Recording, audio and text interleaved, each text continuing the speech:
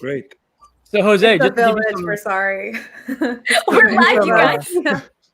this is the 1 year anniversary of Dishes and Dimes, Jose, to give you some, background on what's happening here. They've had their podcast for a year, and so we have different guests coming on to kind of celebrate. Thank you for doing this. Oh, thank you. Congratulations. I mean, that's so great. much. Thank you for having me today. That's amazing.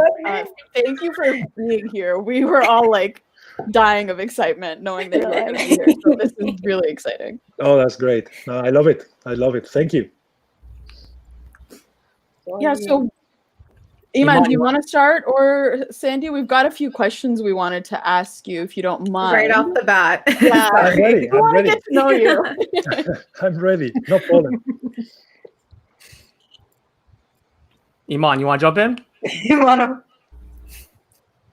Can she? Oh. I don't think she can hear us. Can she hear Oh, I us? think she may be having audio issues. Well, let's get started. I have a question just to kind of kick things off. I feel like when you were playing in Toronto, there was talk about players not wanting to be there for free agency or leaving. I feel like in recent years we've seen more guys stay in Toronto and re-sign and stay long term. Guys are wanting to play there. Have you kind of heard that from talking to players, and how has that kind of changed over the years? I think they didn't know Toronto enough. I think Toronto is a great city. And for, maybe for us as European, I think maybe it's easier because you get from another country and you get to Canada and that's okay because you're already out. Maybe for a US people, they're just thinking about getting out of the country. So I think that a lot to do with it. I think that's the thing. But when people is there, I think they fall in love like everybody from Toronto. I think Toronto is amazing. Like you say, we went through a lot from kind of like building something new when Vince Carter left and that good Raptor teams. And after we start over, and we were lucky enough to build that culture and maybe that kind of like invite people to come to Toronto and start thinking, okay, Toronto could be an option. I also wanted to ask, not only has, I think, the Toronto as an organization grown in the eyes of other NBA players, but it's also grown in Toronto. And I think you were part of those teams. There were some struggling years in there, rebuilding, also after Bosch left, after Vince left, going through that. How have you seen the growth of basketball in Canada and in Toronto specifically? I think you were there for a lot of it. Yeah, no, I was there almost 8 years. And like you say, Vince Carter just leaving Toronto. So I think that was a big shock for everyone because we all know how big Vince Carter was for Canadian basketball. I think he was amazing and what he did and how I think he maybe get that everyone be a fan of the NBA and fan of the Raptors. And like you say, we start building something. We won. We went to the playoffs. And after Chris Bosh left, so we're back to kind of like a step one, okay?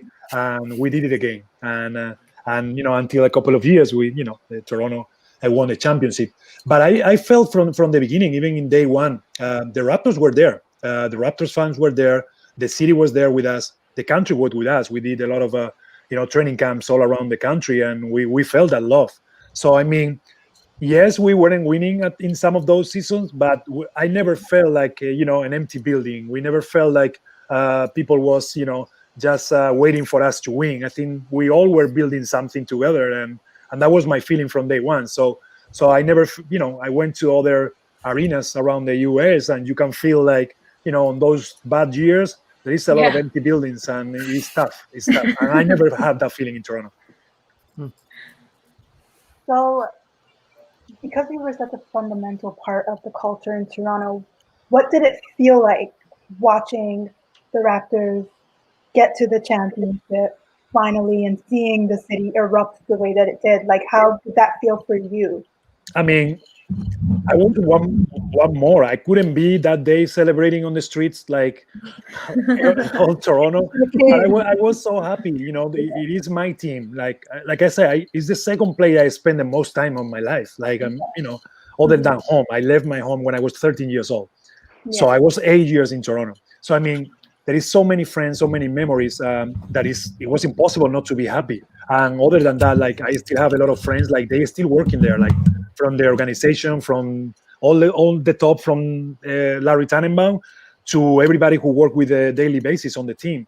So it was really special. And after I got Marc Gasol there as his, a really close friend, Sergio Scariolo is a coach who's been my coach for a long time with the national team, or Serge Ibaka. So it was too many connections to not feel happy about it. So, I mean, I was as happy as anyone. I was a Toronto fan. I was cheering for them, and I was so happy that happened.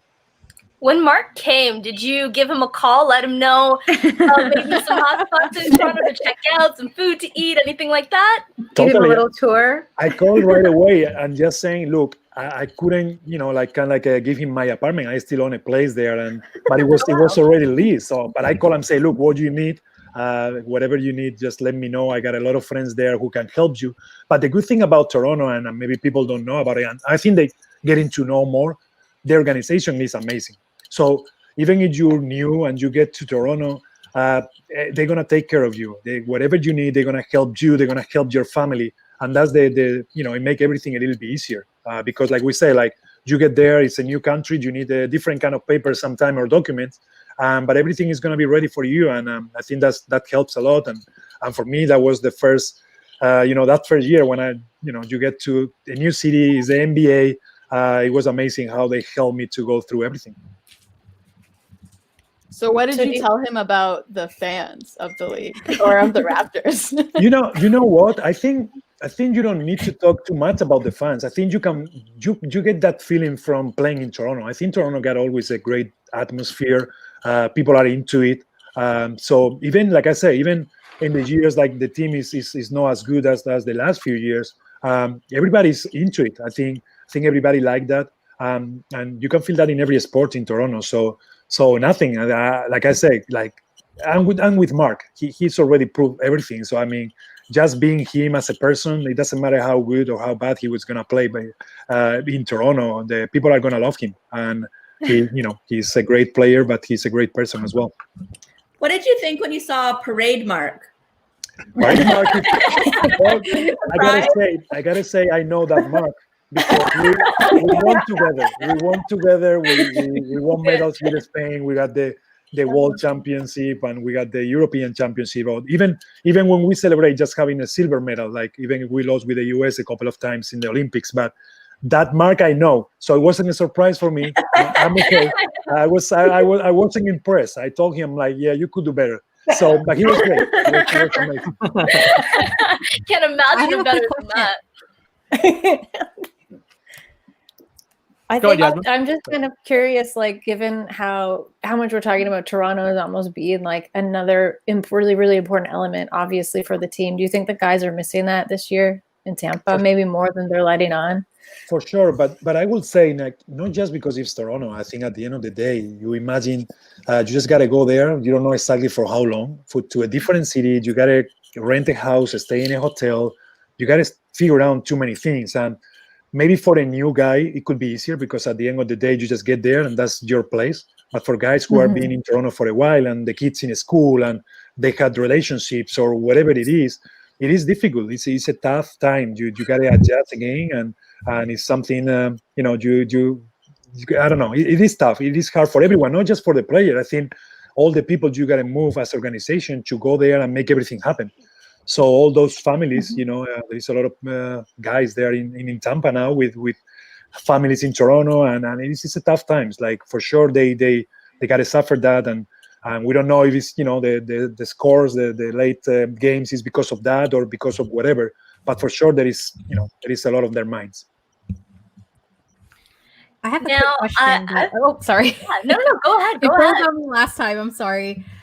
So last season was you had like kind of a post NBA task on the Players Association as the what was the title? Special Assistant to the Executive Director. So I just want to. It's a long name, but I'm just assistant to Michelle Roberts. Yeah. So what did that So kind I'm of, what working did with that Michelle. entail? I'm so I'm with interested. Michelle. What did your job entail there? So the thing was, and that's why I kind of decide to retire. I was already thinking about retirement, about spending more time with my family. The offers that I were getting was more of the same role. Like I was just being the third point guard, trying to mentor the young guys. It's not like I was tired of it, but at the end of the day, I was like, okay, I already played 14 years in the league. My kids are growing, now they are 6, 8, and 10. So the thing was like, if a big team comes and they give me an opportunity to win a game, maybe I can play one more year. But maybe, doing this again, I'm not sure if I'm ready. And in that situation, when I'm thinking about it, Michelle, approached me and asked me what I was going to do. I was already moved everybody to New York because that was going to be the place I wanted to live. And she said, look, I need somebody. I need a player in the office. I need to have that player's input in everything we do. And sometimes we never have somebody on a daily basis in New York. And that's how everything starts. So it was just kind of like a helping meeting with every department, see what we were doing. Because sometimes, we all trying to do the best for players, but sometimes we, maybe we're doing something like a player really, it doesn't matter, or they don't care for whatever reason. So we needed that player voice, and that's what she was trying to accomplish. After that, everything changed because of the pandemic. So after that, from that role, it went to trying to get to help with the bubble and getting that ready and being part of the task force with the NBA for all of that. So it's been an amazing year for me in the learning process and meeting with the NBA part and with our guys and with everyone, just to get the bubble going on. And after now this season with all the protocols and the new season and so many things. So, but that's kind of my role. That's what I'm doing with the PA and trying to connect with everyone and being that player in those meetings. You spent some time in the bubble, did you not, for a couple of weeks, right? How was that? It was great, and it was great. Let me rephrase that. It was good because I was only there, like you say, for 2 weeks outside of the bubble and 1 week in a quarantine in a hotel room without leaving, because you got to be there for 7 straight days with a negative test before you can really actually enter the bubble. So it was 3 weeks. I was there 2 weeks. It was good. I was able to meet a lot of people. It was amazing what we were able to accomplish. So many people working too many hours to make that happen. What was the problem? It was for some of the teams, it was so long. And we knew that it was the safest place. It was the only way to maybe to do it and to be able to save the season. But for, the Lakers, the Denvers, the Boston, the ones who get to all Miami, to get to the end, it was almost 3 months in a place where even if you have everything, you couldn't leave. You didn't have enough family. Even the family, you are in the same place. And it was a huge place. It was beautiful. It was so many things, but we knew it was hard. So amazing what the NBA and the PA and the players were able to accomplish. But, but tough for players. We know that. And that's why some players say, look, it was maybe the hardest, part or the hardest championship the Lakers players were saying. And I, for sure, 100% it was tough to be far away and just in that place for that long. So what do you think the hardest thing about being in the bubble was for a lot of these players that not a lot of fans realized? I think it was a little bit of everything. Just being by yourself the first month and a half without your family, without your friends, even if you don't have kids or whatever, it's just your normal routine, just for that. The first week, I always say, like, it was good. Everybody was doing fishing, or you going for a walk, or you going for a ride on the bike. There is a pool. There was so many things, but after the second week, you start. It's the same. There is and more of the same. So you're getting into that routine where it's not the when you're home and you got so many other options. Food wise. We did an amazing job to have all the options we have, and we were getting better every day. But same thing, when you are in the same place for so long, man, you get tired of a little bit of everything. So that's why it was hard. I think it was, like I say, the organization was crazy, amazing. It was great. Everything was taken care of. But the longest it went through, it was getting tougher for everyone. Even if you got your day off, you got a game the next day. So it's not a real day off that you say, okay, let me just go to a pool. No, I have a game. So yes, you have the resort, yes, you have the pool, but you're still on a competition kind of mindset. So it wasn't that easy to really enjoy everything every day. So, Jose, I want to take you back to your first year in the NBA, with the Toronto Raptors, rookie season, Jose Calderon. We know the challenges that players face transitioning from Europe to the NBA now, but what was the biggest challenge that you faced back then transitioning to the league? English. That's a huge It one. was The impossible. Winters, That's a big you one. didn't find that was probably one of the bigger ones? It was no. I mean, for real. Like for me, it was English. Like it was so Did I say difficult. before? It was so difficult to. Like I was playing in Europe. I got some American players. I did English in class, and I thought I was okay with English until I arrived to Toronto. And now I told this story a lot of time, but now I get to get home after training camp. My wife at the moment, he's asking like, "Are you tired?" I'm like, "No, I just had a headache. I'm okay with basketball. I can run as much as you want, but I gotta think what they saying. I gotta translate. I gotta think what I want to say. I gotta translate that." So it was so much things like it was so difficult for me, and more because of my position. I'm the point guard, so I always say, it was so many times like I was calling a play at half court. I'm looking, and none of my teammates are moving. They have no idea what I was saying. So, so Coach Sam Mitchell, he's just saying everything to signals. So no more talking, Jose, until you learn English. Don't talk anymore. Let you just. So it was tough for me. So I took classes. I even remember like laughing in the locker room without knowing if they were laughing about me or with me, or I was just laughing. No idea at all. Too many accents. Everybody was speaking so quick, so fast. It was impossible. So I mean, those first months was a headache. It was a headache. Do you have like a year there? 8 years in Toronto, but do you have a year or maybe a moment, a playoff series, something that stands out of your time in Toronto, something that you look back fondly on? Was there a particular, maybe that like boost of Jose to the All-Star talk that happened, or that was good? That was great. I never consider myself like an All-Star. I always say like it was great to have my name, kind of like okay, it's a possibility or whatever. I was playing great, but I always put the team first. So I always was thinking about I'm playing good, we're happy, we're winning. That was my mindset all the time, and I always say like, look, All-Star, man. There is the LeBrons, the Chris Balls, the Carmelo Anthony's, or Allen Iverson, whoever it was on those days, I never see my name close to those guys, as well as I was playing for a few years there, or the numbers were saying. So I was okay. It was fun. I always remember my first day. That first NBA game was amazing. The first triple-double, it was something like it was.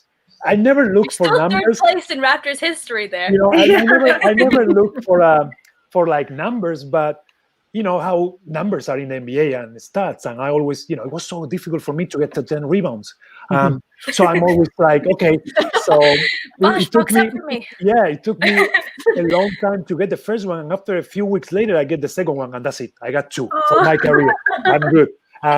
So I was happy because of that. So, but too many things. I think we have so many stories.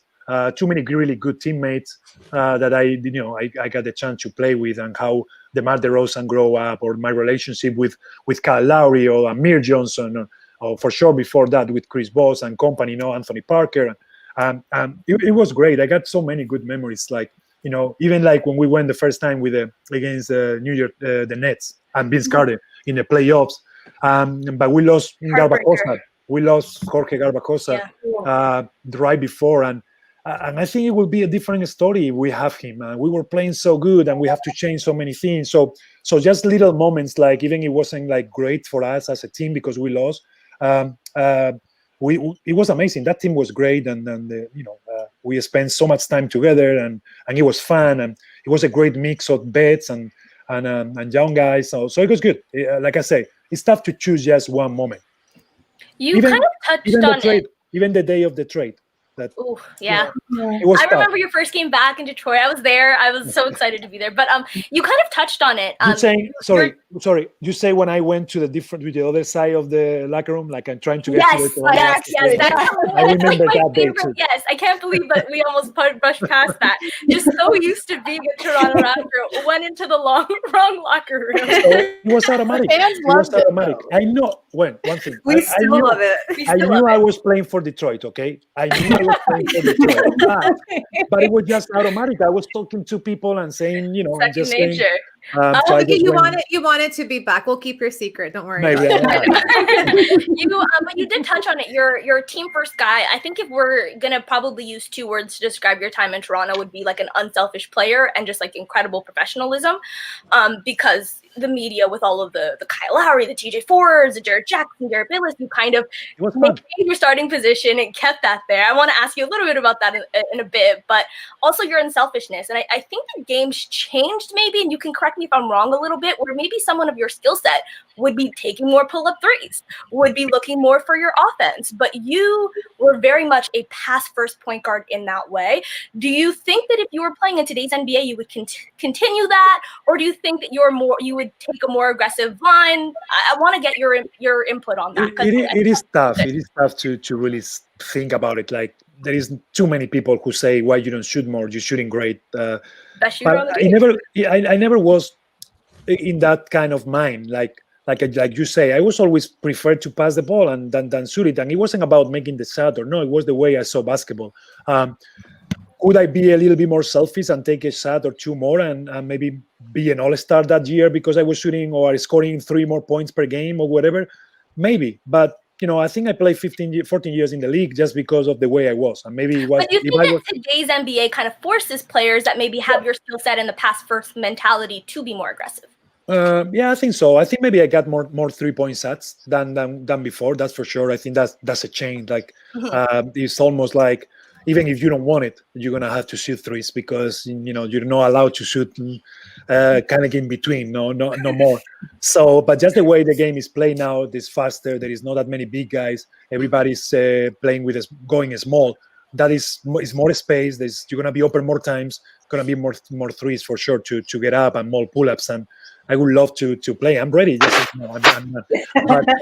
But it is fun. I think it's a different generation. We can have you on the bench. Right now. Thank you right now. They're playing in 5 minutes, Jose. And after the other thing you say, for me, today, somebody asked me today too about, what happened when, the TJ Ford thing and if you were to have to play more or less. And actually, this is my thing.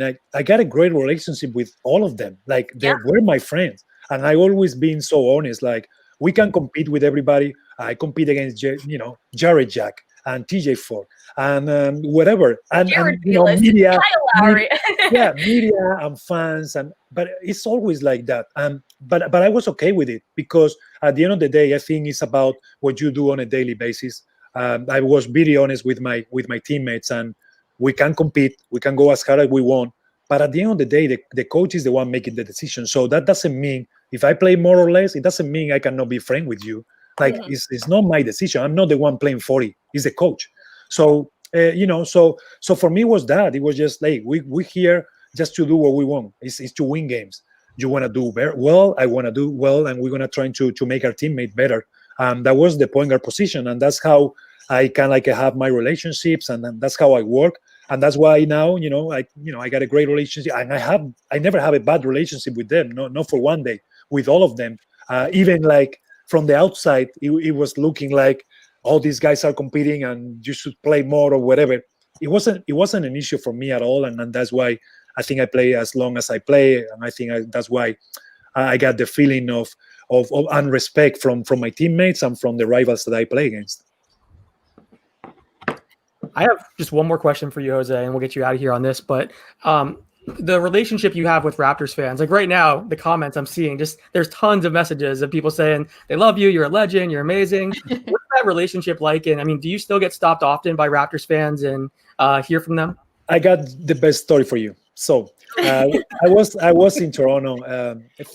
I'm gonna say a few months ago, but with the pandemic and everything, I don't know how long ago. But I was with my son and my family in Toronto, and it was to watch the 7 game against Philadelphia, the Kawhi Leonard crazy amazing shots. Okay, so we end up on that game, and it was amazing. And the Raptors, I sit in front row with my son, and but even before that, I getting stopped all the time. We're working in Toronto. And people are asking for pictures and asking for autographs.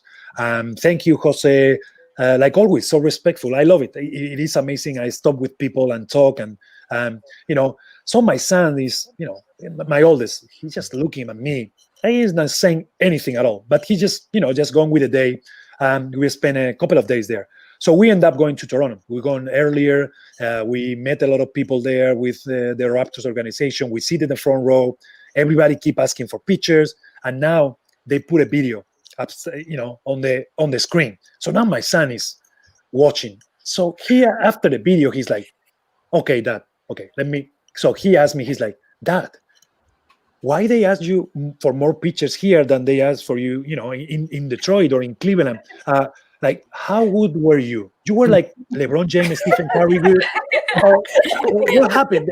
There is something I'm missing because I didn't see you play that much, because you were saying, no, you are a veteran now and you're not playing that much. Your role is different. So like, what happening here? Like, something I'm missing. I couldn't. So he couldn't realize like how big I was in Toronto, how good I was. So he was like, LeBron James or Stephen Curry, like how good you were.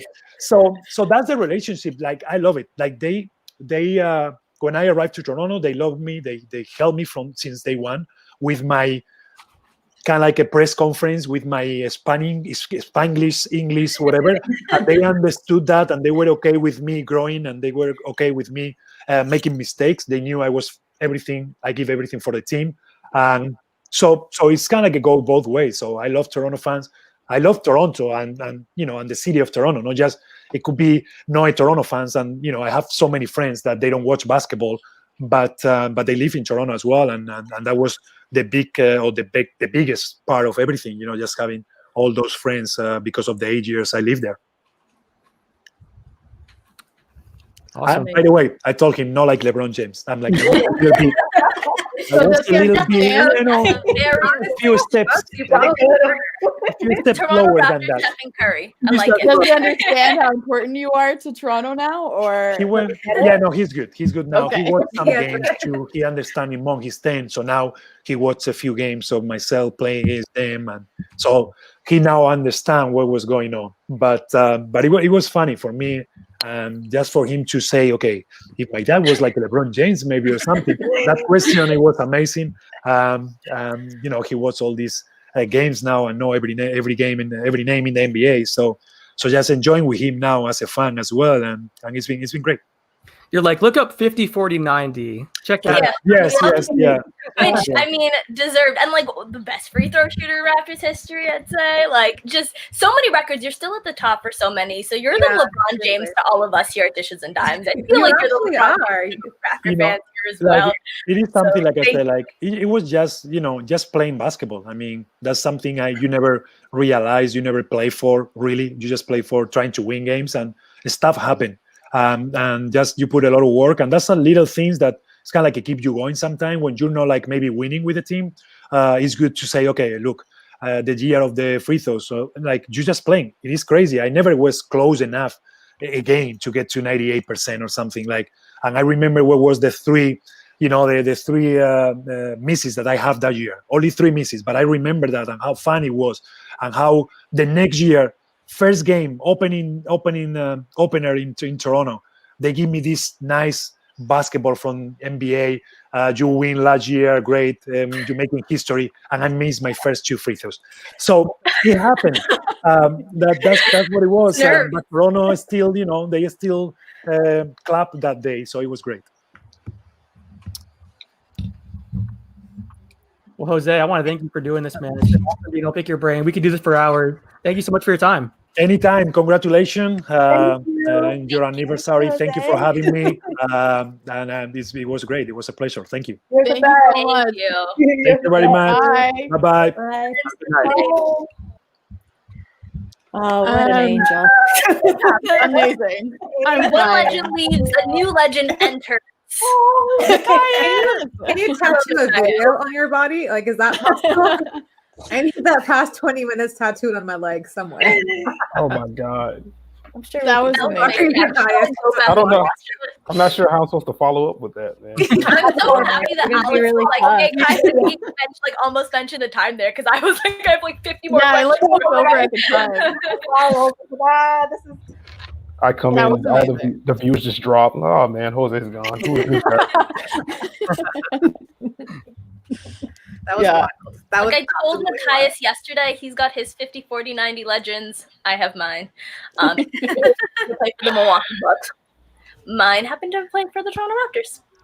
The LeBron James of Toronto. 5 years Yeah, ago. literally. All the comments. I love it. That's the cutest question ever. So cute. That is so saying cute. better than LeBron. All the comments right now. Oh yeah, I was reading those like better than LeBron, better than LeBron, and I was like, well, I mean, I'm not going to deny that. It was there. How do we turn LeBronto into like a Jose Calderon pun? Like, how do you change that? Calderonto? Like, how do you Yeah, do that? Ooh, that's Yeah, it's a- right Yeah, there. that's a cool Calderonto. Calderonto. You got it. Yeah. I will say the comments are freaking out right now for you, Nikias. So you are, you're popular. People are going nuts right now. Finally, Yeah, Nikias. they're just trying to make. They're just trying to make me feel better. That's all. Jose Ronto. Jose Ronto. My brain just I like like did Calderon something so weird much. trying to pronounce that. I was like, wait, what? Josie Toronto. That was fun, guys. That was awesome. That was That was such a insane. sweetheart. He's such a nice human. He's the best. Like Yeah. so down to earth, so Nice. chill. Chatty, If you close your chill. eyes, Marc Gasol was speaking. It was kind of trippy.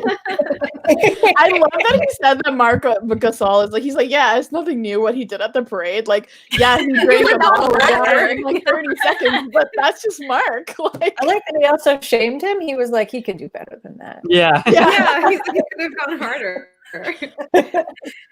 So funny. yeah, Okay, that was she's got her insane. glasses on now. She's ready to get to the game His business. mouth broken. Oh shoot, I have to actually turn on the game. Give me a second. what a way to celebrate a Oh, 1 year man. anniversary to have Jose Calderon. That's so dope. Just a casual drop Didn't in. even talk about my Jose Amir pick and roll dreams. I have had like 10 questions about that, guys. Can't do it. If we had a mirror, I think I would have just perished. I wouldn't have been able to. I would have What? just shut my That- laptop screen and like panic. If we had a mirror, I would have just perished. I had Amir and Jose. I'd be like, do you guys know that you guys make poetry? Do you guys know that your basketball is making fall in love with the sport? How's the game? Aw. Thanks, Aw. guys. I love the comments. Yeah, Thank I was. you. Oh, literally, we said all at the same time, and I was about to click on that at the same time. Look at us. We spent way too much time together virtually. I know. Okay, let me go turn on this. All right, guys. Now we got a game to watch. Yeah, no. And we Jordan have one asked, enemy who's that has gonna- infiltrated Go. Toronto Raptor fandom lines. Hello, Nikias. What do you think is going to happen today? Do you think the Raptors take this one, or the Heat? Are the Heat like not even bringing a bunch of people? That Yeah, is Butler playing? It's a is very. anyone playing? No, Uh, Carter's not playing. Jimmy is out. Myers Leonard is out, though he doesn't really play anyway. Tyler Hero's out, and someone I was else is expecting out. like a Tyler Hero birthday 40 ball today. Oh God. Oh no, he's out. Gabe think Vincent Myers is starting. Leonard- That's fun. Job is just to stand on the bench and scream. He's really good at it. Oh no, Now Myers. here's Leonard's job is to stand. And scream. I'm not touching. Not touching that one. Oh no. Oh, and Okay. Oh, that's the other one. Avery Bradley's out. So honestly, Jose just followed us on Twitter. Thanks, oh, Jose. yep, Bradley's out too. Pardon? Jose just followed us on Twitter. this is probably a game for us, isn't it? Love you. Okay. Huge follow. I honestly still can't believe we just. Jose, terrible idea. I'm just going to DM you all of the questions that I have. Is he like the first Toronto Raptors to follow us? You don't want to be on a following basis. Be with like, why us. won't this girl leave me alone? I don't care about that game. Guys, I think he's the first like Raptor to follow us. Oh my god. Yeah, First of many. That's a big deal. you're haters. First of many, yes. I That love was amazing. Okay, I'm like loading up my stream right now. it. I love it. I have a question. I'm seeing in tweets right now. Has anyone been watching? And Kais, were you watching the Nets game to start off, or have you not been paying attention to that? You're muted. You did. You're right. Oh, am I good now? Yeah, there you go. Oh, okay. No, I have the Celtics game on. Oh, okay, no worries. I was gonna ask for an update because we've been busy with this, but I didn't know if you were watching or not. But never mind. I guess. I saw the tweet that you shared. Yeah. So apparently, it's going well. Here, let me pull that up. Wait, what happened? What happened? They started the game 10 of 10 from the field. So they're playing well. Hold on, I'm trying to find the exact tweet. Oh, the Cavs are up after 1, so that's fun. Oh wow. There's somebody in the chat that has a question. Here we go. In court, what position would that? If Dishes and Dimes was on the court, which positions would you all play? The bench? I would. What? I don't even have an ACL. I would say point guard because I'm super short. But pardon? I think Katie would make a great point guard. I think Katie's like really great at like manning. I was just thinking of myself as like a big like useless Baines over just staring at shell. Maybe not able to catch it. But point guard, I'll take it. I'll take it. Dishes and Dimes, who is the LeBron James of the Toronto Raptors. So there we go. I don't know. He is honorary Dishes and Dimes member now, so he's definitely point guard. He has to be. Yes. I'll be back. The tallest, so she can't. We need somebody in the post. Otherwise, we're screwed.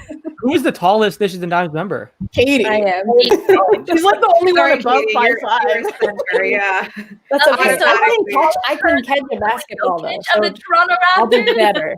Like I'll be an You'll be better than upgrade. Yeah. You'll be improving over Baines.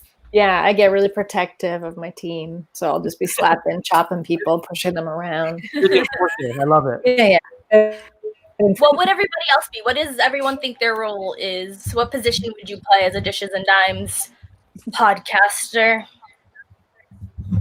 I don't know what position I'd play, but I feel like I'd be like going viral for just making stupid mistakes like regularly. People would wonder why I get minutes. Like that's my goal in the NBA.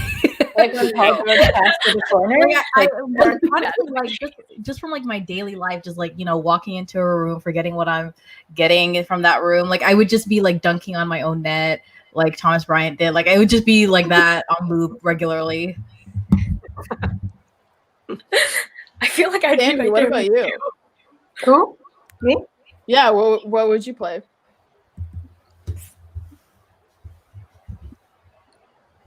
I think she's just shooting.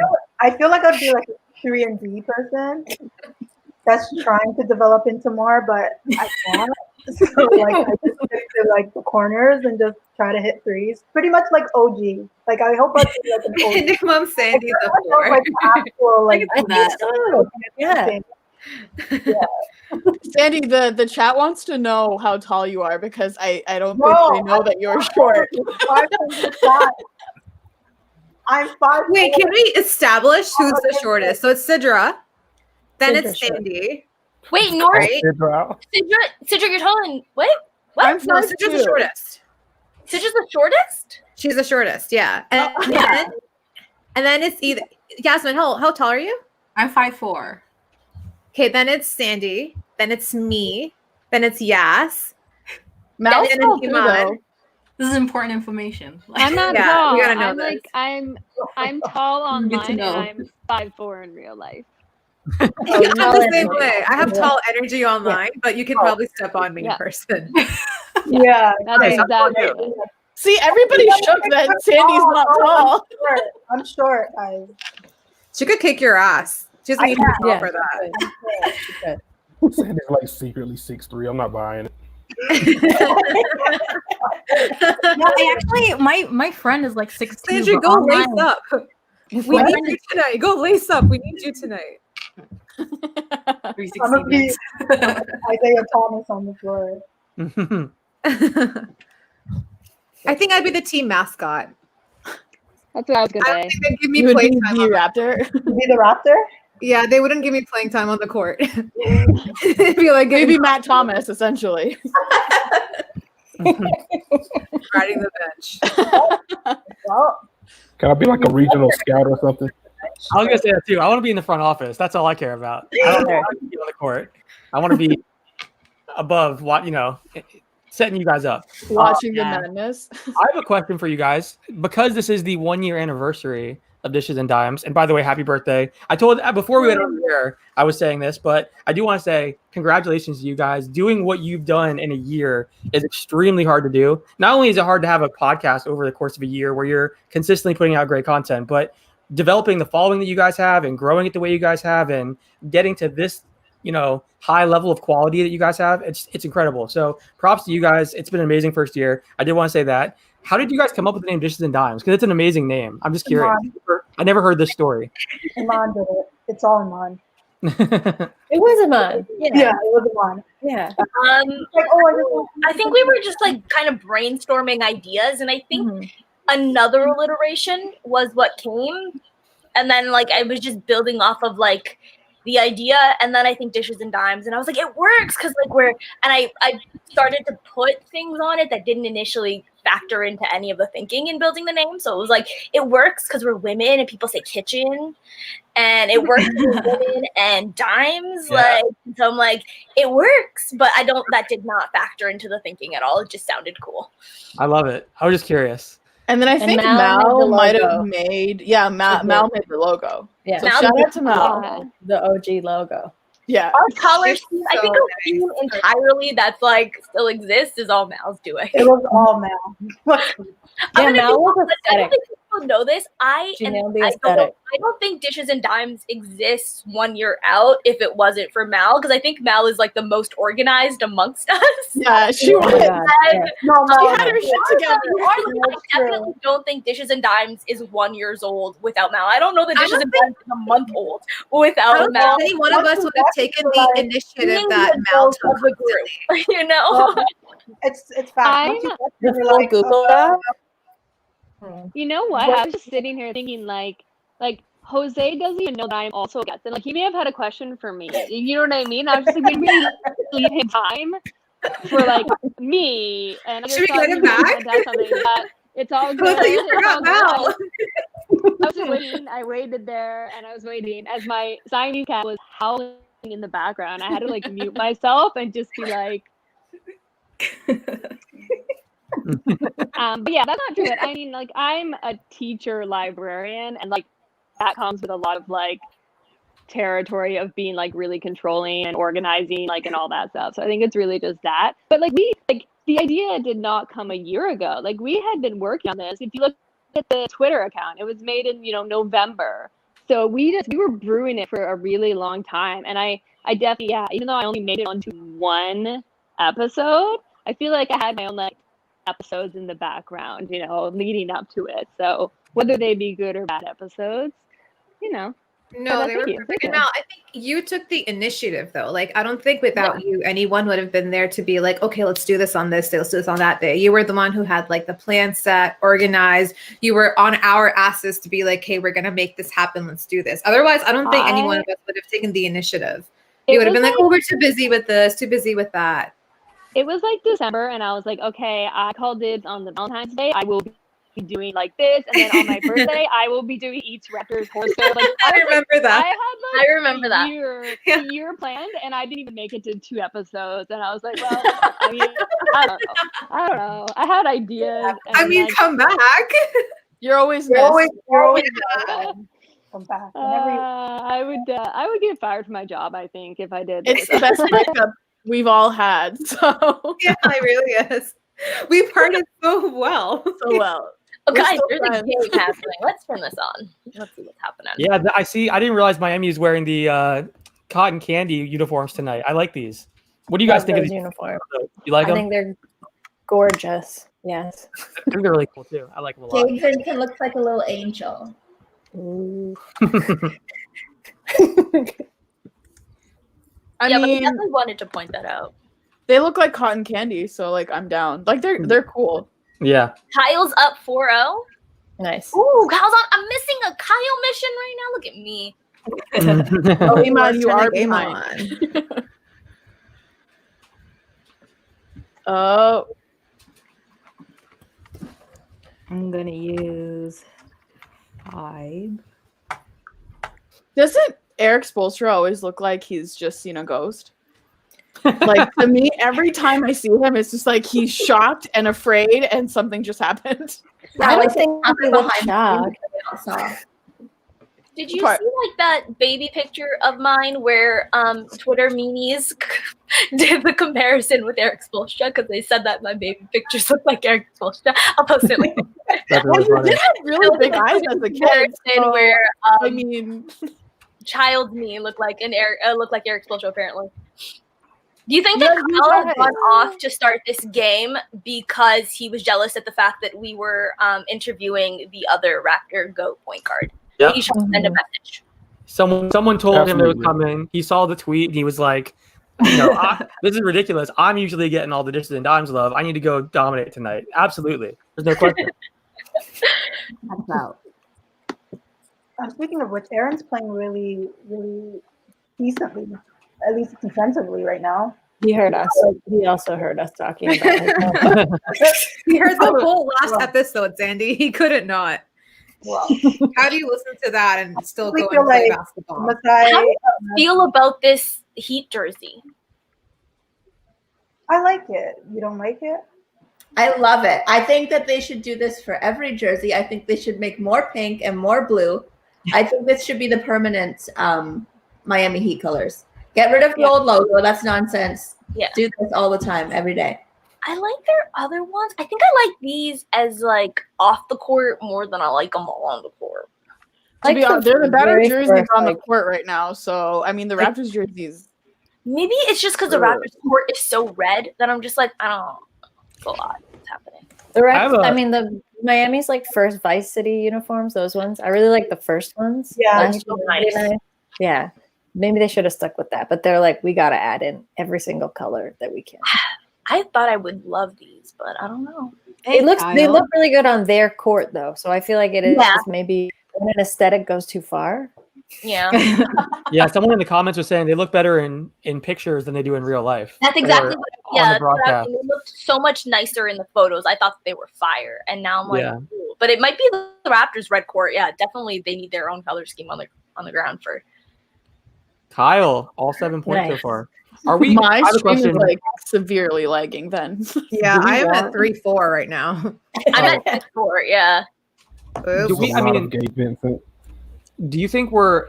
At what point do you think we'll see the Raptors? I mean, if ever, put Chris Boucher in the starting lineup. Do you guys like the current decision? I mean, obviously they're starting in the second half and he's playing more in finishing games, but do you think he should be He's not starting? going to start. I don't think he'll ever start because He's gonna get in foul trouble. not only that, but he's just like at such a size disadvantage for most big men in the NBA. So if Yeah. you look at like the Eastern Conference and who he'd be up against, like Brooke Lopez, Embiid, Sabonis, like that's it wouldn't work out. Whereas I think that he could provide like a mismatch versus most bench bigs. So And I think also we put our strongest center out in our second line, whereas most put them out in their starting lineup. So putting him in the second line kind of presses the other team the way that having him start would. You'd kind of lose that flow if you were to put Aaron Baines in on the second lineup, whereas you kind of keep the pressure up when you have Boucher coming off the bench. I What do also you guys think? him Oh, go starting, ahead. I was just gonna say him starting the second half, I think works better. Just because for one, I definitely think he's gonna get in too much foul trouble. I also think the Raptors are just like a poor rebounding team, and as Yasmin just said, they go up against so many great bigs, and the Raptors are short as is. Like they play a really small kind of lineup. Putting Boucher in and just starting that, he's gonna literally get 4 fouls in the first 3 minutes, and it's gonna be a disaster every single time. So. But I wouldn't mind seeing it because I'm tired of watching this team as is. Well, yeah. What do you guys think? I mean, obviously Baines and Alex Len were like the two off-season additions for the front court. Len just got cut, and then Baines sad. is giving Oh my giving more acne because he's been struggling so much. So, If I'm ugly, it's because of you, Kiwi. Not my fault. do you think they're going to bring someone else in? I do. Are they want gonna- Sorry. a sad shout out to Len though, who was like, honestly, when he first started, he was like, I'm so excited. I've never played for a team this good before. This is probably the best team I've ever played for. I can't wait for the season. What could go wrong? It kills me. It kills me. I know he wasn't very good, but neither are the Raptors. But do you think the fact that he was like leaking locker room info was like a huge thing with the Raptors? Because he was saying stuff like, yeah, there's a lot of tension in the locker room and just like alluding towards stuff happening in the background, which the Raptors never do. Oh, like, could that have been? Yeah, he was. I forget. It was like a losing streak that we were having, and he was, of all people, asked about what was happening in the background, and he's like, "Well, yeah, there's a lot of tension in the locker room, and we don't really know what's happening." Kind of thing. And with the Raptors, you never ever speak about what's happening in the background ever. Like that's just not all. No, it's just not talked about whatsoever. So, and, he was on health and safety protocols when they cut him. So I'm like, did he have COVID? Oh, true. And did they cut him? Is that like legal? Yeah, the Bulls did that with Noah Vonleh, I believe. I think they did that same thing, but I'm not sure. I'm not sure what the rules are around it, but I want to say that Vonleh had the same thing happen to him, or maybe he got. I think that's right, but let me look. I'm not equipped for like that kind of discourse. It really like breaks my heart. Yeah, he was waived after being diagnosed with COVID. Noah Vonleh, and that was like that was December 14th. So he didn't even play a game with them. He was cut before the season started. So yeah, pretty crazy, bro. Yeah. Do we think they're going to making a roster spot for someone right now? Is that? Yeah, I do. That's what I was wondering. That's what I think it is. Yeah. Well, they have to do that. Tyler Quinn just signed overseas. Like, I'm trying to look at the options that Toronto has. I mean, do they wait until there's like buyout season starts and then try to add a big man, or like what do you guys think they should do with that? Dedmon. Or we call up someone from the G League, Chris Kamaje. He's great. I'm wondering how long it would take for Kelsey to bring up the G League. So there you go. 51 minutes, 22 seconds. There it is. She's training herself. Yeah. I mean, she's been right about the G League players this entire time. So absolutely. We trust. How many teams signed? I mean, you were literally shouting out. Like, this one? No.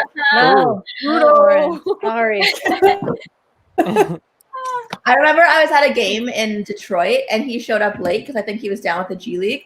And I saw him like out of the corner of my eye and I was like, Bruno! And he was so happy that someone like recognized who he was. Looking around. That's funny. That's so sweet. By the way, how heartbreaking was it hearing that Jose like saw the players laughing in the locker room and wasn't sure if they were laughing at him or with him? Or, I was like, oh my god, this is sad. Okay. Like, that was heartbreaking. I was literally like, oh my god, that is the saddest thing. Like the language barrier that he had, like being a guard and like trying to connect with the team, and then everybody just tells him like just like use symbols or use like words. I mean, use like your hands or something. Point to something. And it's like you're alone. You're in a new country, and you're like, I don't know. Country. You don't know anyone. Yeah, that's sad. Brutal. Oh man. But now it's just like what he said. It's like one of his homes. He's stayed here for so long. He has a house here. So. Yeah, he's got property. He here. offered Mark his place. That's awesome. But it was rented. That's hilarious. I choose to believe that they never did laugh at him. They were only ever laughing with him, and I choose to believe that for me. And I think that's true. I think that's true. So we don't need to be sad about that. They would never do that to him. Yeah, and they're also they're not Canadian. I was gonna say they're Canadian. They can't making fun of him. Like, no, they're American. They might be making fun of him. Yeah, we'll all fight. I know I'm 5'2", and the rest of us are like less than 5'5". Can't drive. Can't do anything. We can't drive. We'll all get into Kelsey's car and be like, "No, who's making fun of Jose? Step up." But we're like Fred VanVleet short. Like we're short, but we could fight. Like we're solid. I think like we're all solid. Like I don't know. This comment is killing me. I think by the 2-year anniversary. Thanks, Sana.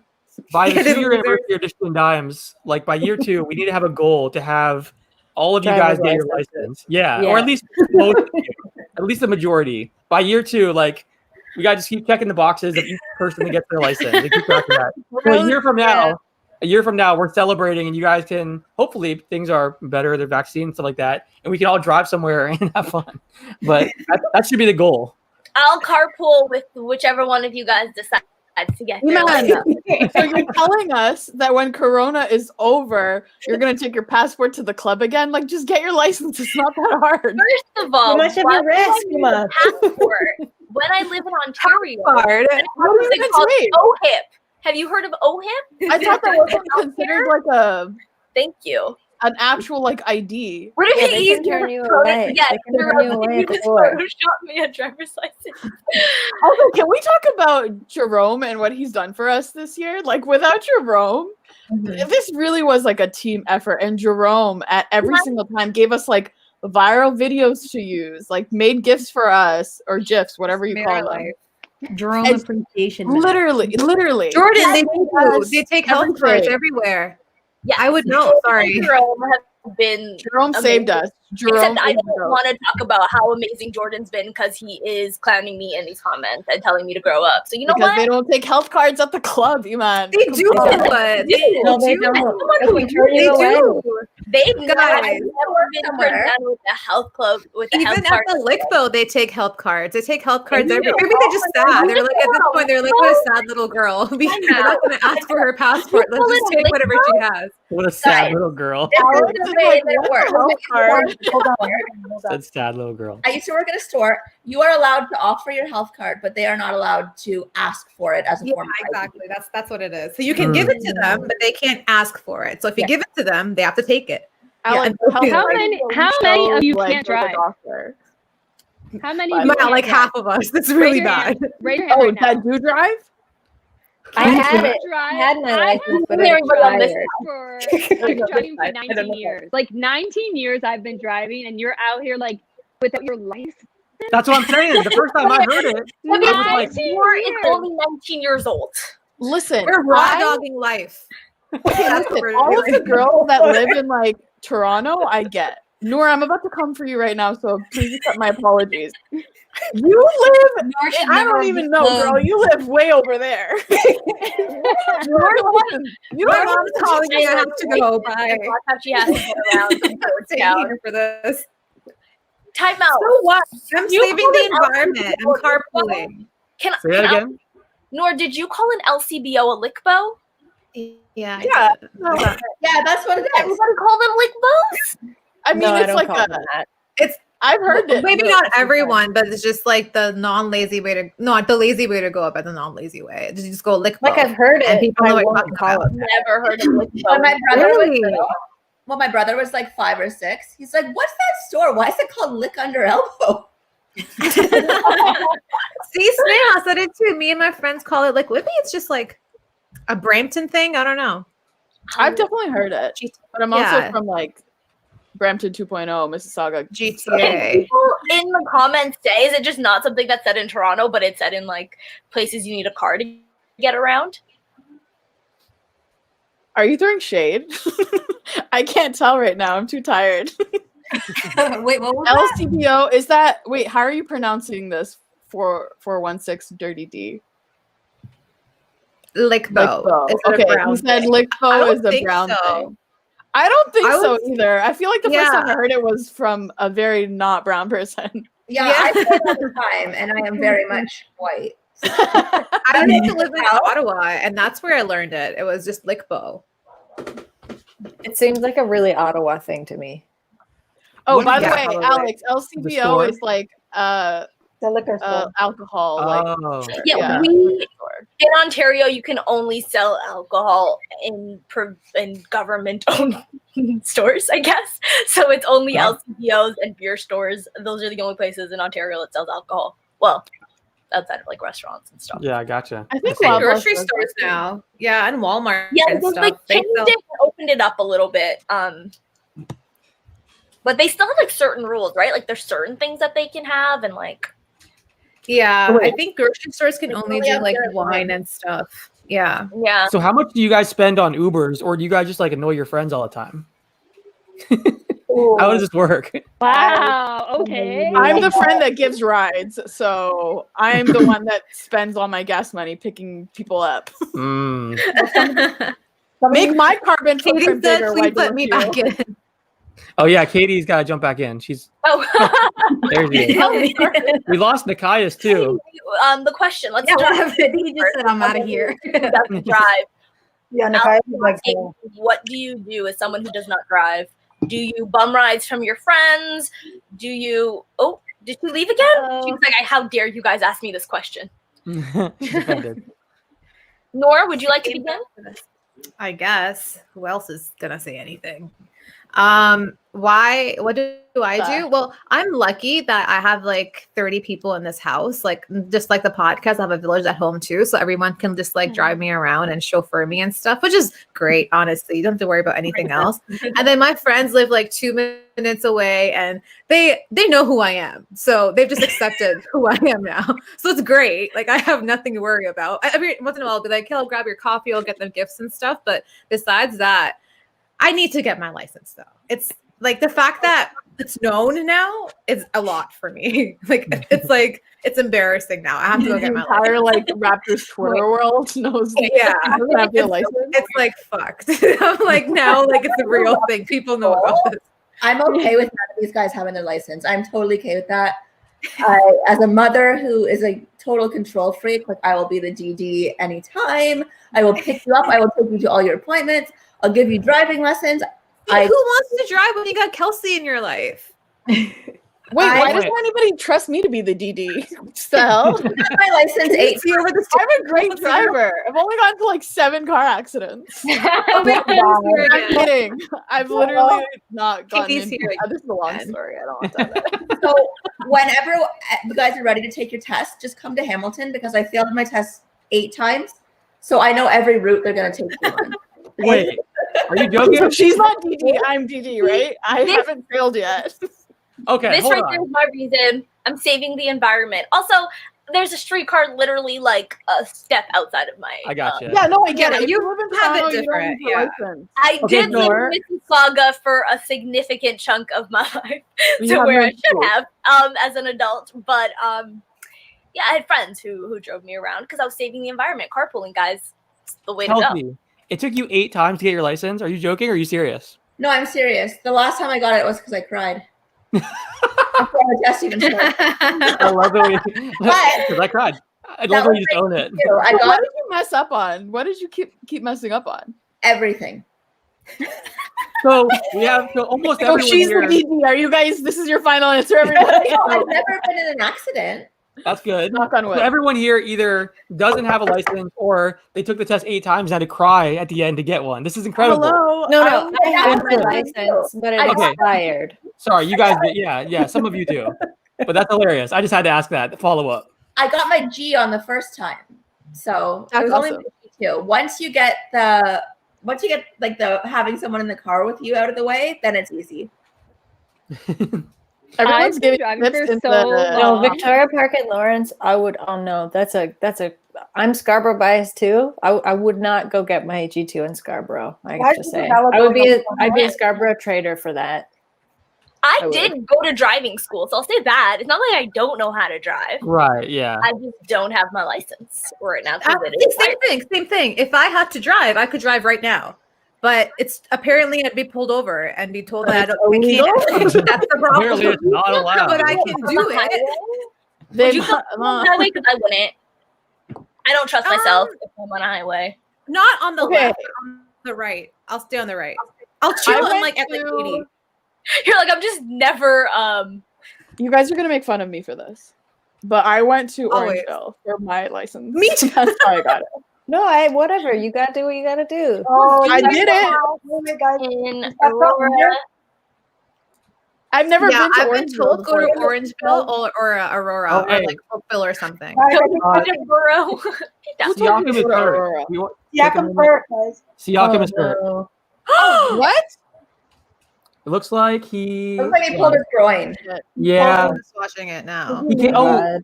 He came down and landed awkwardly, and looks like yeah. Okay, he's still on the court for me. That's why I was like, what? Yeah, me Oh, too. no, he's gonna be At here? least it Oh, wasn't- no. Oh, he landed awkwardly. Oh, He's still. He's okay. He looks like he's okay. now. Weird fall. Also, I would like to point out that the drive test centers are a for-profit organization, thus they are a scam. Oh. You Yeah. gotta pay a lot of money every time you go to take your test. So if they kept failing me and I persisted, Unless I persisted. Oh, yeah, thank you. they make a lot of money. Yeah. No, that is true. Hey, Okay, I'm shook. Is he okay? First of all, I'm driving around with none of you. None of you are ever getting behind the wheel with me. Okay. What the hell did I do? I am driving. Okay. I will pay for everybody's Ubers, but nobody's touching the wheel around me. Okay. Clip, what the hell did I do? I don't like that. I have my license. Yeah, Look, and I got it the first time. You guys are all too grown to not be able to drive a car. Okay. We got to get licenses around here. No, we can drive them. We just don't have the licenses. That's what Uber's for, though. It's not legally. We bad as hell. Nor said we're raw dogging life. Right here. We are. Okay, Jerome is like literally does everything for us. He's gonna Photoshop Photoshop us all into a car and drive. Carpool. Photoshop the Oh Photoshop. gosh, now Jerome's gonna be on it right now. He's like, The slogan of the I show heard should someone. be "Life in the Carpool Lane." This is instead of Life in bad. the Fast This is Lane. why Pascal doesn't dunk anymore. Ooh. What? Raw dogging life. I love it. You guys could never like have a car. Do you still want Pascal to that employ way. us, Alex? Like, are we like too much with our mouths? Is it too much for you? No, this is amazing. I love it. If anything, the price is going up. Okay, perfect. Every episode, I'm like, Al's gonna kill me. I should not be saying this right Do now. a carpool karaoke.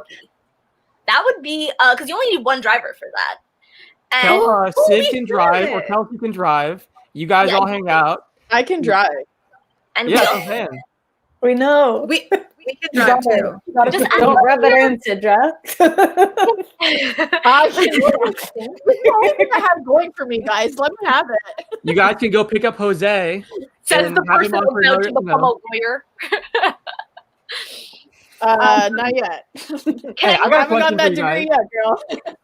I have a Raptors question for you guys. So obviously the team was struggling. Katie wrote an awesome piece, by the way, for basketballnews.com. Plug. And it was a great breakdown of their struggles and kind of what was going on. And it wasn't even just on the court stuff, but also, you know, everything going on off the court with, you know, being in Tampa with Masai and Bobby Webster, you know, having contracts that are expiring. It was a really good breakdown of like the state of the organization and what was kind of happening early on. But correct Katie me if and I'm I wrong. talked about it on the morning tip off. If I can just interrupt you, another plug. We did a great The morning show. tip-off, by the way, has been fantastic. Every day at 8 a.m., Iman has a different guest on, and they talk about everything going on in the NBA, have different guests on. Check that I out. had Spencer on today to talk about the Cavs. I've had Alex on to talk about the Orlando Magic. I've had Katie on to talk about the Toronto Raptors. I've had Kelsey on to talk about the G League Clips. Next week, are you down? Of course. So you just forgot about me and I'm sitting right here? Right, let's get it. Iman, I'm sitting right here. Did you forget about me? I know. Cedra, oh my god. Cedra on to talk James Harden trade. We broke the James. Well, we didn't break the James Harden news, but we talked about it in the morning. Yeah, You broke it's it been for some people. awesome. I'm sure The you show- actually broke it for some people. Sorry, what was the question? No, I was going to say the show has been awesome. Shout out to you, Iman. But I was going to say, so Toronto's been playing better lately. Correct me if I'm wrong, but they've won 3 in a row, I believe. So what's been changed? What changed for Toronto? What are you guys seeing from them?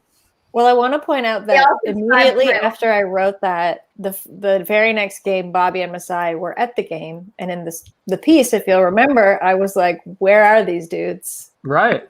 Then they were I like, think "We they're gotta show reading up." you, Katie. I think so too. They should be, honestly. I shamed them into showing up at the Warriors. They're like, oh, we gotta show up now. Thanks. Yeah. Thanks. They're like, fuck, Katie wrote an article. Let's go. Hey, get on the jet now, Bobby. Let's go. Leave that BlackBerry. Grab your charger. Katie's writing about us. We gotta be there. Let's go. And Bobby was on it the entire game too. Do you guys think that Lowry will be a Raptor by the end of the season? Because I think he's going to be dished before the end of the season. What do you guys think? I definitely don't think it's going to be to the Clippers if he goes. I'm not saying. Why do you think? No, I'm just saying not because of you, because I think a lot of Clippers fans want him because I think he would fit in. A lot of Clippers fans, not saying Clips specifically. I don't think it'll be there. Do I think that he leaves before the trade deadline? I'm probably the one person here that says yeah. No. I think people are. I think a lot of teams are going to want it. I think you. Yeah, a I lot of teams are going to want him, but Mhm. it's like whether I think it's like whether or not the team actually is like, could we actually get something back from Lowry, and then do we ask him for like a list of destinations? He's never going to get dealt in a way that he doesn't have a say in where he goes. And like you make a good point. Obviously, literally any team could use him right now and get a lot better with him on the team. In my heart, I don't want it to happen. He's got $30 million left this season, right? And then he's up next year, correct? Correct me if I'm wrong. So the expiring contract is a big deal for a lot of teams too. I just think with your owner and the direction of the team that I think he will not be on the Raptors by the end of the year. That's just my personal opinion. And that sucks. He deserves to go somewhere too, you know? Well, like the hurtful thing I had to like reconcile with myself was like, this can never, if they're going to actually ever do a true rebuild, they can't really do it with Lowry because every team will just be an iteration of a Lowry team under Lowry as long as Lowry is there. I don't mind that, but it's like, do they really want to start from scratch and like hand it over completely to like Fred and Pascal and that group, or do they want to just keep kind of working it out with Lowry there? But like, I don't think you can kind of have it both ways. Yeah, great things because this is our 1-year anniversary. We don't want to talk about Kyle Lowry not being around. I was just going to say, I don't believe you guys. I can't do it. Well, going back to my question, then let's talk positive stuff. Like 3-game winning streak, was that just because it was Charlotte and a beat up Dallas team that didn't have most of their guys, or are things actually turning around? What do you guys think? Well, I mean, I think a lot of it has to do. Sorry, I cut everybody off. I think a lot of it also has to do with like chemistry. A lot of this team, there's so many rookies. We lost like 2 integral pieces. So much of this team so much of the last few games was about learning how the other one plays, learning how people react, and learning about the system. So I think a lot of it was the lack of chemistry, which honestly really comes from spending more time with people and playing more games with them. So I think hopefully that's kind of what we're seeing right now. And you guys lost 2 games that were really close. It could have been totally different. You know what I mean? Those 2, I think you lost by 1 shot on both games. So you would have had a totally different record now at the moment. So that's been most of these games. Like the Raptors, outside of that Celtics game and maybe the first Pelicans game, they've been pretty close. And I have to honestly say that the 2 wins against the Hornets were not very promising, and it wasn't like, oh, things have turned around for this team. In fact, I probably thought that more so on the road trip than I did it against the Hornets, because I thought that those were 2 games the Raptors probably should have lost and really lucked out on, whereas the game against the Blazers in particular was one where they just continuously kept shooting themselves in the foot, but they held control for the majority of that game, and then Melo and CJ just got incredibly hot. So if anything, the last few games, outside of the Dallas one, I thought that was fine, weren't all that promising, to me at least. That's fair. So I'm curious, I know some Raptors fans want them to tank and try to get a better draft pick. They want them to trade off some of the guys, not necessarily, a Kyle Lowry maybe. Well, I'm sure some fans do, but they want them to just kind of go into rebuild mode. What are you guys hoping that this season kind of accomplishes? What do you want? Those are Raptors fans. Those are hockey fans that jumped on the bandwagon when they saw that Canada has basketball too. Those aren't Raptors fans. We don't want to tank. We're never going to tank. It's never been. Tank is not in the Raptors vocabulary right now. Yeah. We just want to fucking develop, man. Like, just give it a minute to breathe. We're the first team in the bubble, one of the last teams out of the bubble, and now we're in a whole ass different country trying to play a regular season, being the home team. Just let it breathe for a minute. Yeah, I think it depends. Like, the way that fans are reacting is strictly because of the record right now. Like, we win a couple more games and the narrative's going to change completely. That's just how Raptors fans are. For me personally, like Kelsey said, I want development.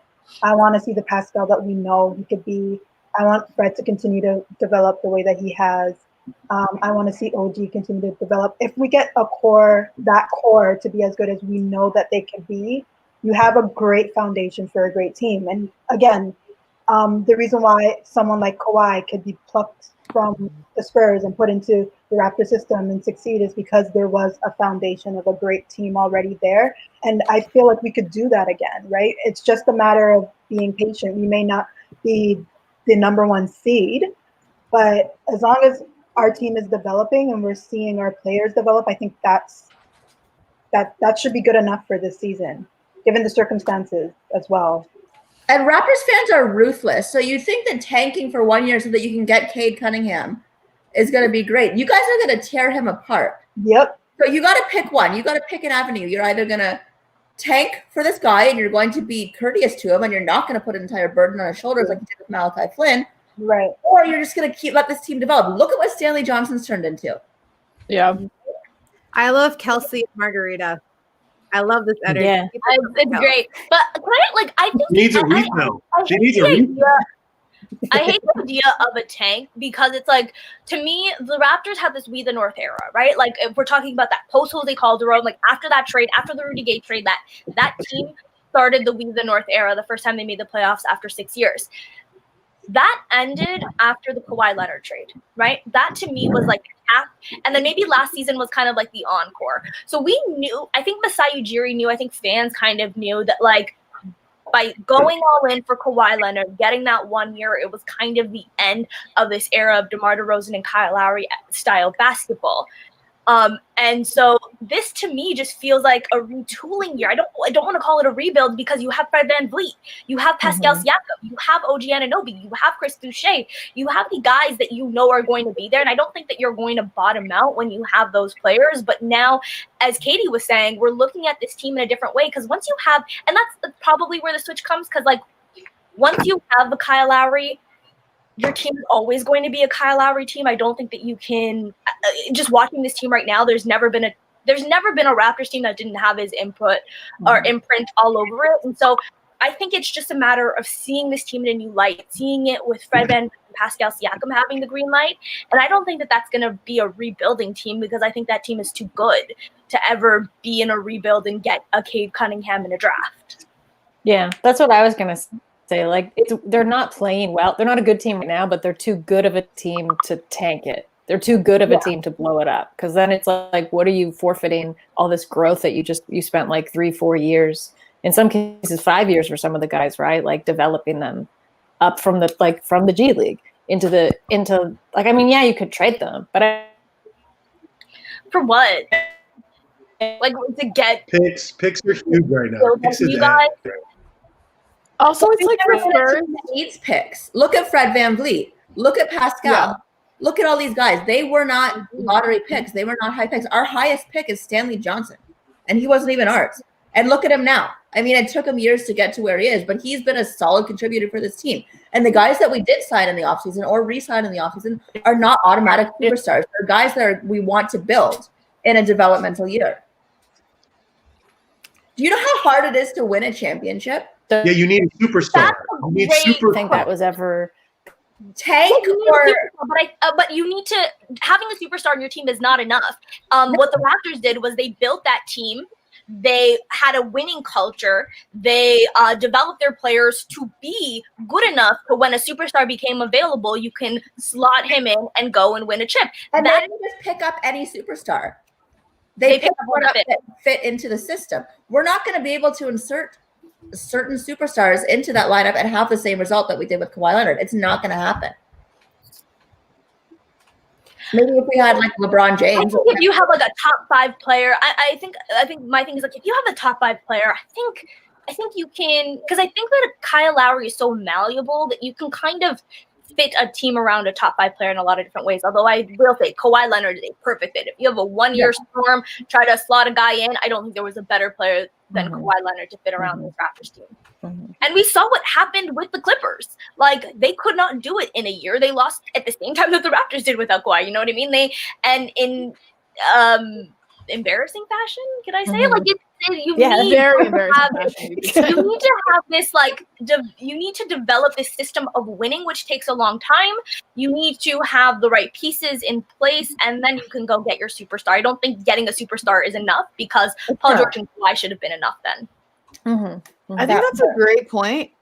And then on top of that, yeah, we've built this winning system. And it's what, like the first 15 games of the season, and we're already ready, just throw it all away. It just doesn't make sense how everybody's just like doom and gloom. This is it. I also just think there's like 30 teams. There's 30 teams. Only one can win the championship. Yep. We just won 2 years ago. Like, get off your high horse, take that ride, hold it on for a little bit longer. Like, it's not like we just won, right? We just won. It's 30 teams. To win a championship.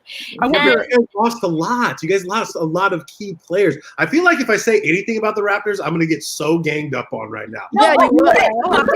Absolutely, you would. No, I'm kidding. I am personally scared right now.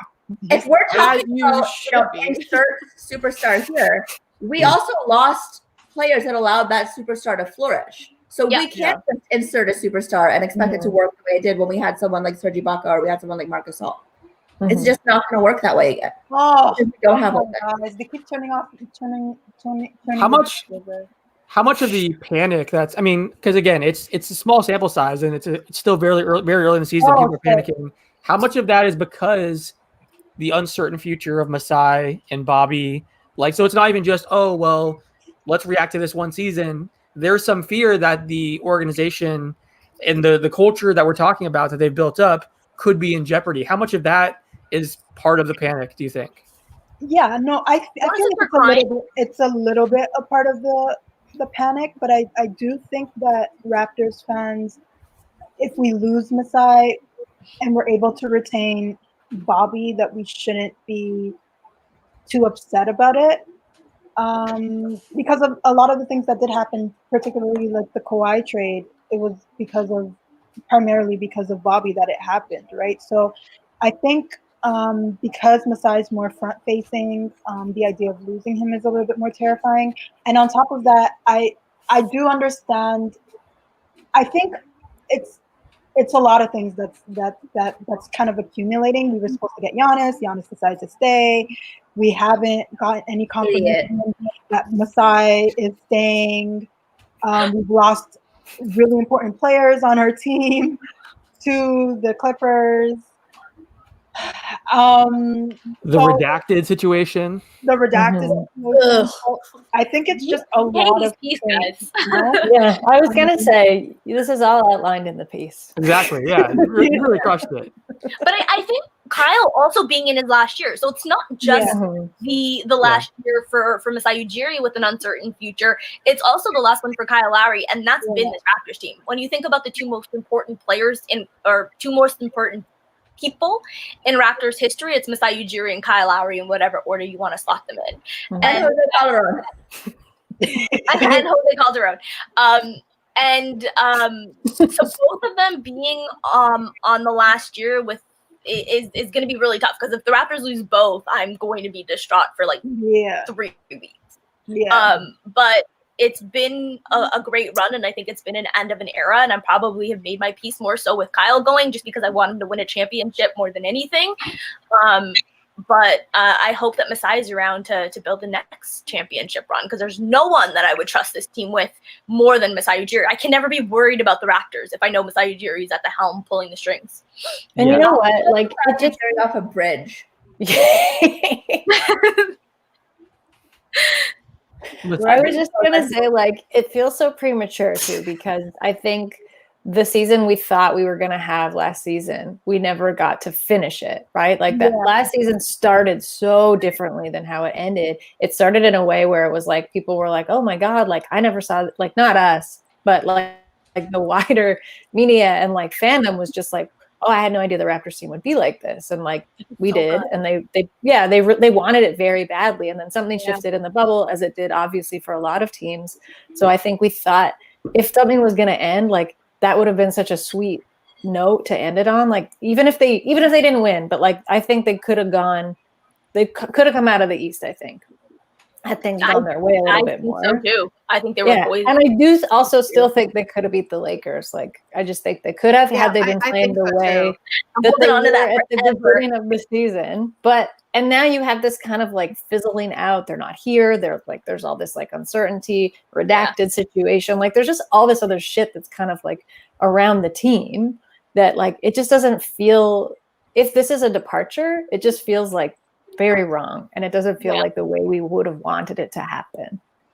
The Raptors had one of the only teams that had defenders for LeBron James and Anthony Davis. They were like one of the only teams that you could look at, and we saw it in the games that they played in the regular season. And yeah, we know a regular season against LeBron James doesn't really mean anything, but still, like it was one of the only teams that I thought really matched up well with the Lakers. Yeah, same. No, that's fair. Yeah, I think the Masai thing is the thing I'm watching because again, like. I know Kyle Lowry is beloved by Raptors fans, and understandably so. He's been amazing, and watching what he's been able to do throughout his career has been so cool. But I mean, Masai's the one where if you lose him, like you're saying, who knows where the franchise goes? And I think you guys know because you're Raptors fans and you've seen all the moves over the years.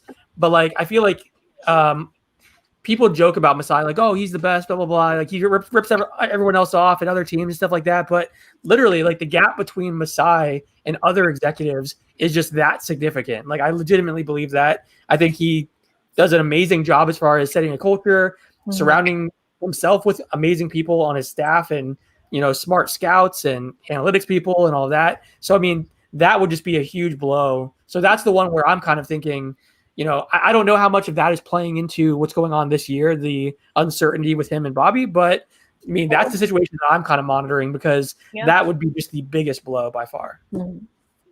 I completely agree. The Raptors were one of the only teams, and we're seeing it now, or we saw it last year, honestly, where not only were they competing, but they were developing guys at the same time. And oftentimes when a superstar leaves, the team falls into disarray, which is what everyone thought would happen to the Raptors, but it didn't because of Pascal Siakam, who they drafted when they made it to the conference finals. Norman Powell, who's a second-round pick. OG Anunoby, who was a 23rd, I want to say, pick. Fred VanVleet, who went undrafted. Like all of these guys that they had on the team. The Raptors are the only team to win a championship without a single lottery player on it. And a lot of that was because of the developing, the scouting, and that comes from the practice facility that they have, that comes from the G League affiliate that they have, that comes from Masai Ujiri instilling this culture. So him leaving makes me more scared than anything. Yeah. I mean, because you're also like, what bozo is gonna like if he and Bobby both go? Like, what bozo option do we have to replace him? Yeah, hopefully Bobby stays, man. Yeah, if one of them is going to.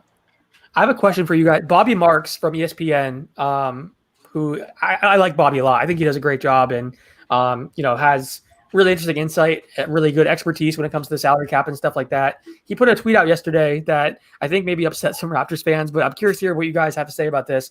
He said the Raptors have a strong record of identifying players not drafted, VanVleet, Boucher, and outside of the lottery, Siakam, OG, Norm, like we just talked about. Free agency, however, has seen a ton of misses. I mean, obviously the draft is where they've thrived and been able to land so many great players, but do you guys feel like free agency's been a miss in recent years? I mean, there have been some hits, don't get me wrong, but when you look at like the Raptors free agency additions over the years, how do you guys feel about the job Masai and Bobby have done? I mean, it's a tough draw, right? Like it still is like not, I don't want to hinge it all on that, but like it's not a destination for a lot of huge free agent options unless you're getting them like on an expiring deal, or other teams are like wary to take them, like the Kawhi situation. There was all that stuff is like, is he healthy enough to play, and like it just, that kind of worked out. Everything worked out really well in the Raptors' favor in that situation. I mean, their free agents, the thing about the free agency situation now is like, I don't think it's going to improve until the team figures it out internally. Because again, like, I don't think you're an attractive destination for like a free agent to come to, really. But yeah, I think that's like an apt like way to look at it. I don't think it's the only thing, but I think like he makes a valid point. I would begrudgingly agree.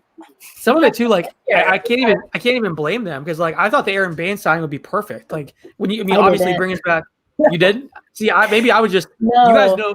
One thing I'll say is you guys know way more about this team than I do because you watch every game and you know. I actually am surprised with Baines that as like a mercenary style player who's like played through a lot of different franchises, he isn't a little bit more versatile. I thought he would be a lot more versatile or like adaptable, but maybe he is, and we just haven't seen that yet. I hope. But yeah, I think he's playing horrible right now. I feel like this isn't. I mean, I feel like by like the end of the season, once he's acclimated more, it'll be a little bit better. But I don't know. Like I can't say like.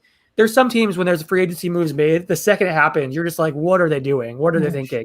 I haven't felt that way about the moves. I feel like some of them have been pretty decent pickups, and then it just hasn't worked out for one reason or the other. Now, I will say the Alex Len move, I thought that was stupid. I did not understand that one. But, like the Baines one, there have been some that I'm like, okay, I can see what they're trying to do. But Kelsey, sorry, I cut you off. What were you going to say about the free agency moves? Oh, especially this year when it's like, yeah, come here. We don't know where here is because we don't know where we're going to be playing. We don't actually have a home right now. But if you want to join, 14 other homeless guys, then come on board. It's not a good sell, especially right now. Yeah, that's a great point. I will say, I don't want to make this such a negative pile on, but I think the Giannis thing really took them a little bit. One, I think they did bet a lot on Giannis more than we were kind of seeing. We're used to seeing the franchise do. There was an anticipation that he was really going to come to Toronto. And, there's backroom conversations we're not aware of going on or whatever. So I think, and I also think that Serge and Mark both leaving wasn't expected. I think that did kind of take them, I don't know, I think that took them by surprise. And then when you have all that together, it's sort of a perfect storm, because to me, the Baines and the Len move, that just sort of felt like a scramble. They were better. I think they were much better, even if you want to look at kind of energy guys. We talked about, I'm not joking. I think Kyle O'Quinn would have been a much better, you know what I mean? He just would have been a much better addition than Len, obviously. And maybe even Baines at this point, if you're going to keep developing Boucher. But there were better people on the market that I think fit the team a little bit, just chemistry wise, play wise, Yeah. Kyle O'Quinn is a great friend of Kyle Lowry also. They worked out together all offseason. Yes, two great Kyles. My two most favorite Kyles in the league could have been together. Yeah. Kyle wanted to be here too. I will say that. Kyle wanted to sign with the Raptors. Just didn't happen. But that was definitely one of the, an example of a time where maybe, the free agency moves weren't so good. But I mean, no franchise is perfect. The fact that they've been so amazing in the draft, it's been so impressive. The fact that they've been able to find different coaches like a Nick Nurse that, had been rising the ranks and climbing the ranks for a while, but kind of needed that opportunity. I feel like they've done so many things right, and then the free agency moves are just somewhat questionable. But I was just curious what you guys thought of that tweet. So I guess I'm curious then too, going forward. Yeah, going forward then. I mean, Pascal Siakam should be the guy. That's kind of what we were all expecting. Last year, he played really well. This year, very inconsistent. There was the drama about, leaving the game when he got ejected or that whole situation that I know you guys on your podcast were saying you thought there was more to that story that maybe we didn't hear about. And he was punished for something else maybe. But what do you make of Siakam's development and where he's at right now? He's not a number one guy. He won't be. He's he'd be a good Lamar Odom. That's what Siakam's going to be, I think. That's exactly what I think. What? No, look, I think Pascal is a very good player, but he cannot be the number one option on your team. Citrus face right now. I love it. I think it's too early to make that judgment. I think it's so early to make any judgments on Pascal based off of how he's been in the past, his trajectory. You can't sit here and say this is what he's going to look like the year after, because we haven't seen anyone of his stature and of his trajectory in the past ever. So I don't know if this is his peak or if he could even get better or even come back next year. Sorry, go ahead, Kelsey. The role has had to change every single year. He's had to go from a bench guy to a secondary to a first. Next. Yep.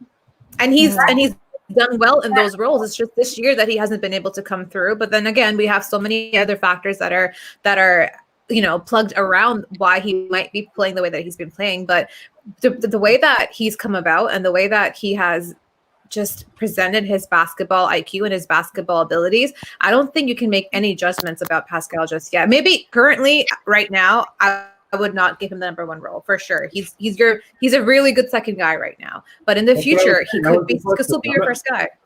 Everybody can be. All good players can be the number one guy. Sorry. But I don't think everyone else can be though, because you see Pascal's trajectory, you see his development. No one else has a lineage like that. Okay. But he's also not had a full season to be that number one guy, like a full regular season to be that guy. After Kawhi, it was the pandemic. He was moving from one place to another. Now he's in Florida, and he's commented on things something's off. And I don't know if it's fair to just say he's never gonna be that guy if we've never seen him for a regular season, where if we've given other guys the chance to prove that. Are you concerned that he made those comments about like how he can't find the joy anymore and doesn't have, I forget the exact wording, but basically he lost his joy for the game? Like, because one thing that I've always been impressed with, I got to know Siakam when he was going through the pre-draft process and when he was kind of coming up, and his work ethic was something that really stood out to me, and just kind of being around him. And he seemed to have that, he was one of those guys that like knew he was going to exceed all expectations. And you see that a lot in the NBA. Like guys feel like if given the opportunity, they'll become a star, but he put the work in and just had that like desire to be great. And I was really impressed with him on and off the floor. But do those comments about him losing the joy for the game and that kind of stuff concern you at all? I mean, have you seen the shit people say about him online? No one. Yeah. It's not like people don't see these things. But also, like, look at Kyrie Irving. You know what I mean? Like, yeah, things in the last 2 years, a lot of things that happened that have affected them personally and have affected their community personally, that it's just they're like, there's a lot of shit going on in this world. Maybe they're more concentrated on that, as in Kyrie obviously is very invested in his community. Sure. Maybe they're more focused on that than they are basketball right now. Well, and like one thing that I think all players go through as they get a little bit older is like you go from that point where you're playing the game because you love it and you're doing it for fun. And then obviously you flip that switch and you want to become a pro. And like in your early years in the NBA, you're trying to just prove you belong and that you deserve a bigger contract and try to get endorsements and just kind of carve out your place in the league.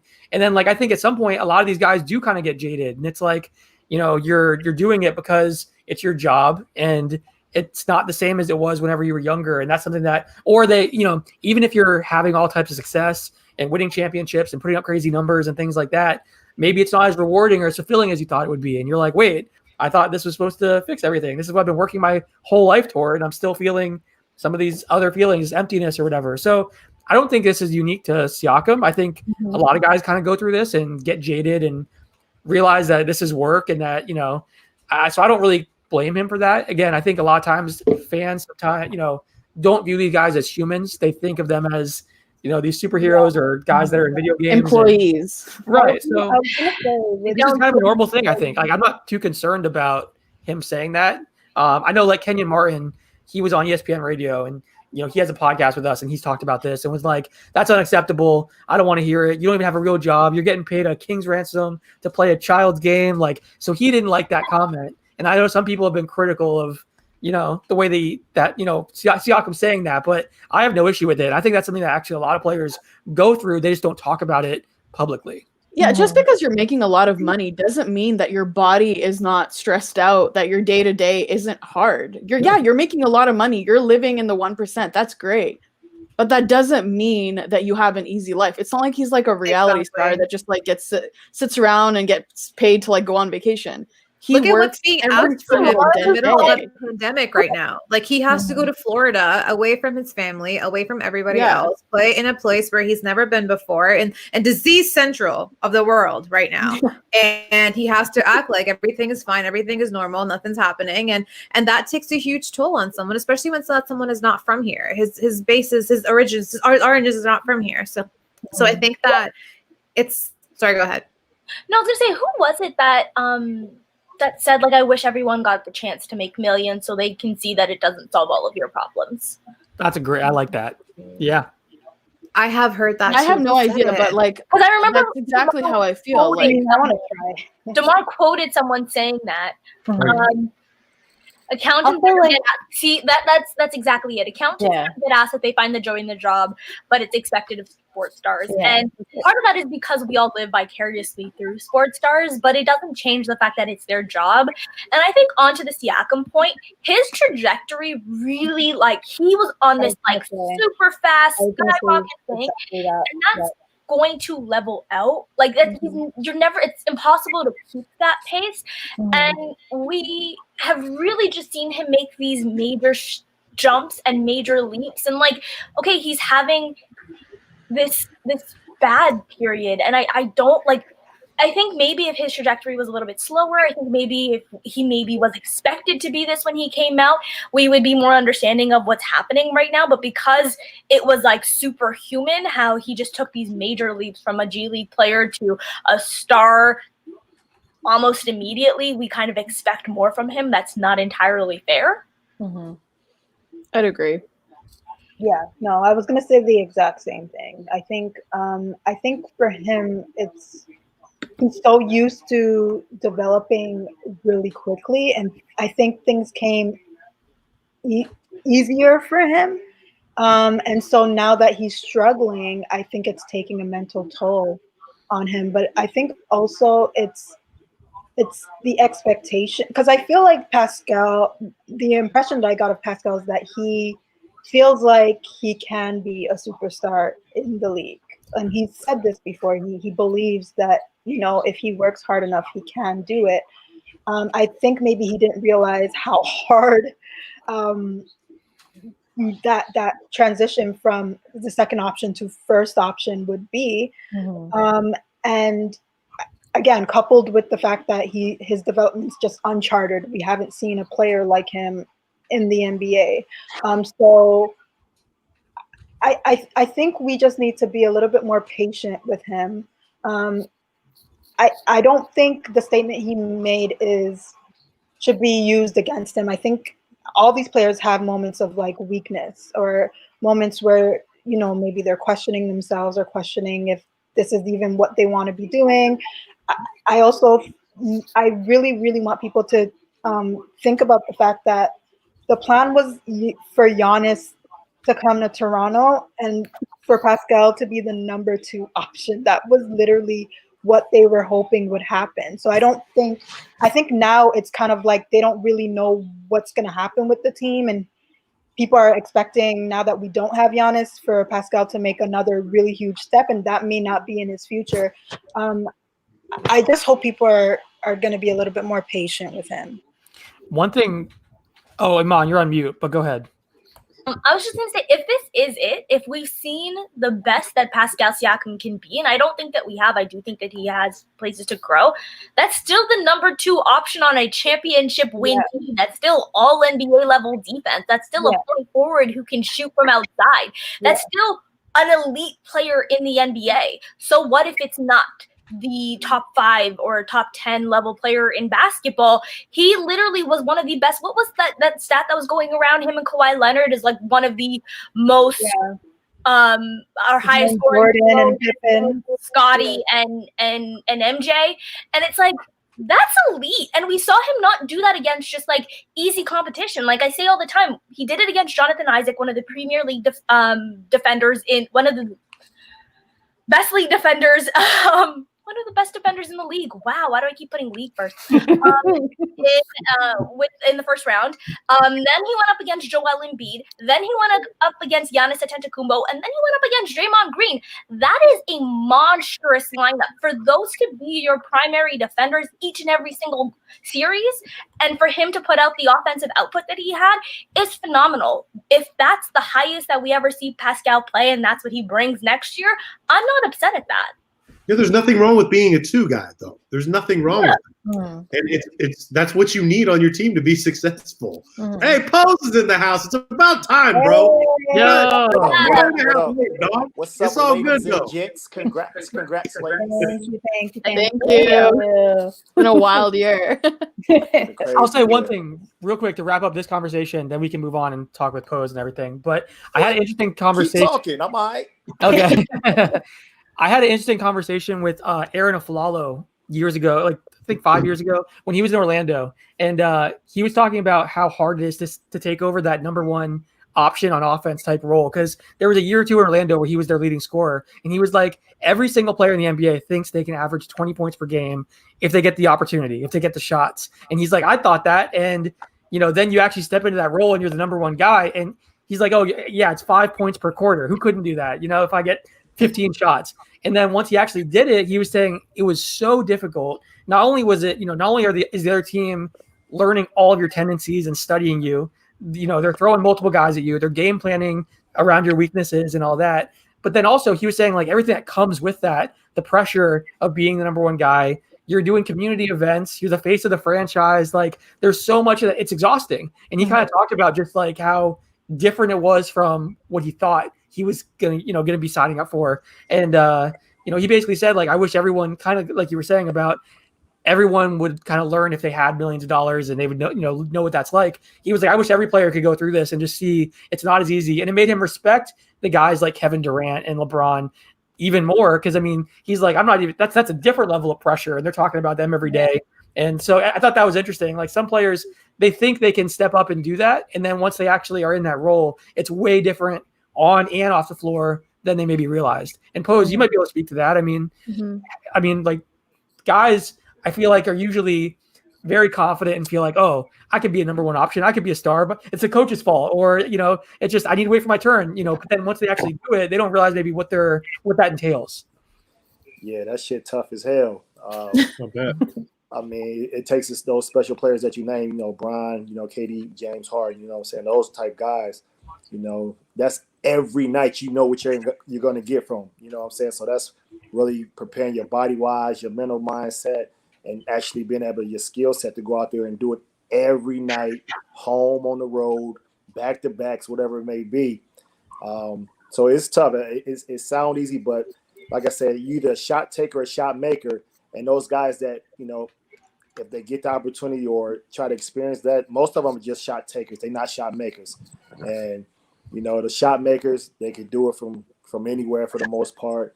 And they're shot makers with volume shots as well. So some people are just shot takers where they just going to take bad shots at any good shots, and their percentages are still low. So, it takes a gifted and talented person to be able to just do that on a night in, night out basis.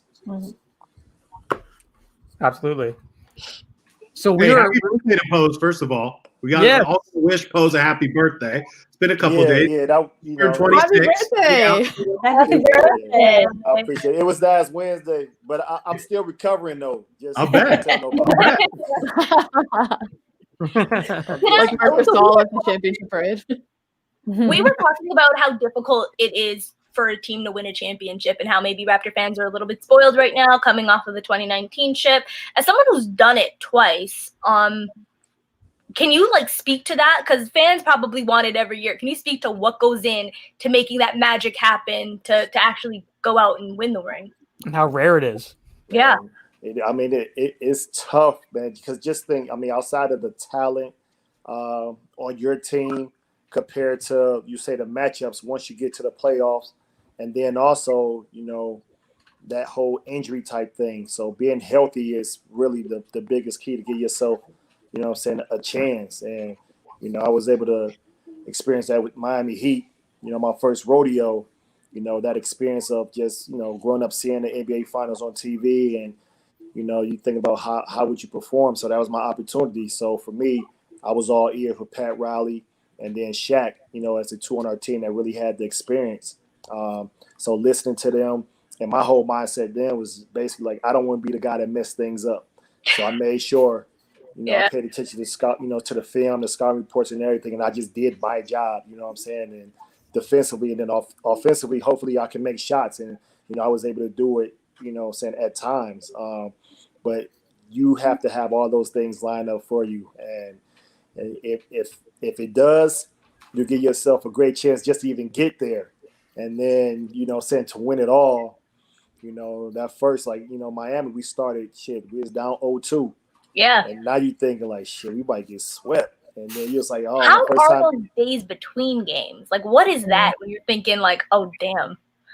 Yeah, that's what reality hit you we could lose and get swept and everything. And of course I'm thinking this is my first finals, damn, I'm gonna go out like this. And then for a lot of those guys, you don't get those opportunities. And we had, Alonzo Mourning on that team, just think a great career and never getting to the finals and his opportunity, Then you had young D Wade, his first rodeo at it as well.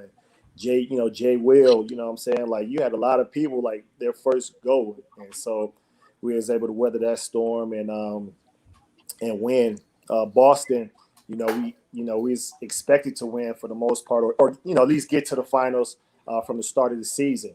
And so with that team, we had the big three, and we had a pretty good regular season, winning games, and then of course, like I said, the playoffs, it was crazy because we only won at home. We got our first road victory in Detroit, and shit, it was scary. You win at home, you go on the road, lose too, and we like, oh shit.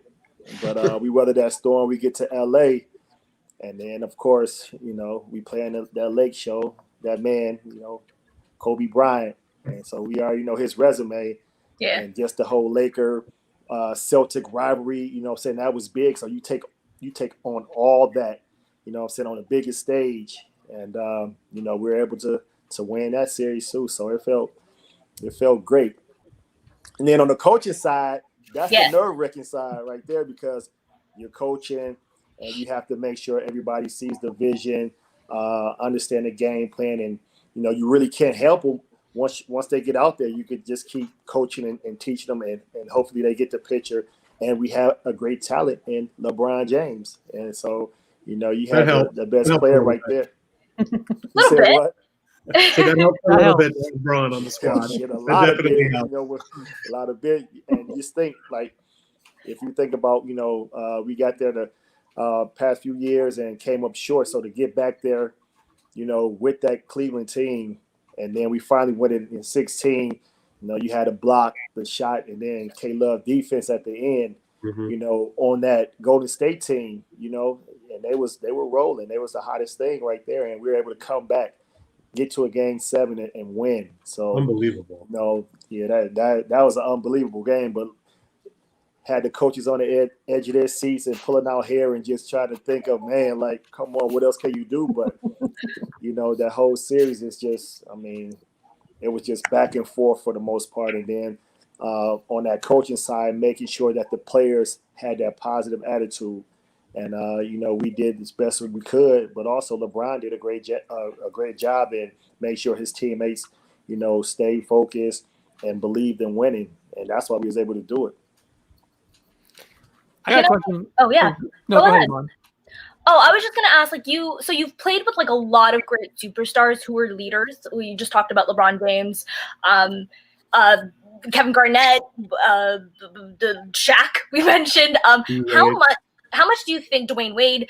But Dwayne Wade, as you said, that was his first go at a championship. That was his first time there, whereas Shaq had been established at that point. Kevin Garnett, obviously, first championship, but also just a long, illustrious history. LeBron James, multiple championships at that time.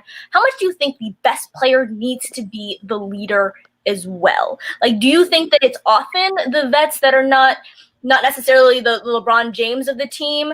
Because I feel like that's something that we talk a lot about, especially around a player like Kawhi. And I just want to know your experience having coached all of these guys. What do you think about that?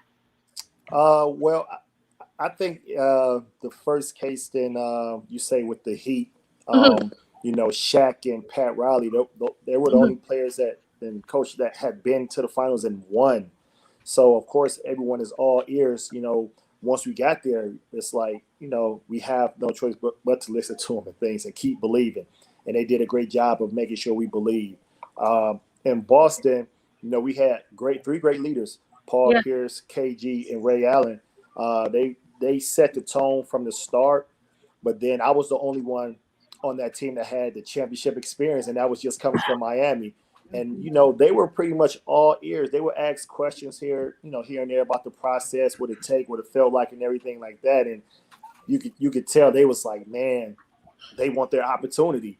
Yeah. And so outside of that, it was more so they listened to me. I wasn't the best player on the team, you know what I'm saying? But they were all ears, and they wanted to, sort of see the vision of what it takes to get there and how it felt and things like that. And that was the extra motivation for them to get there and keep their mind focused, which they allowed me to do so.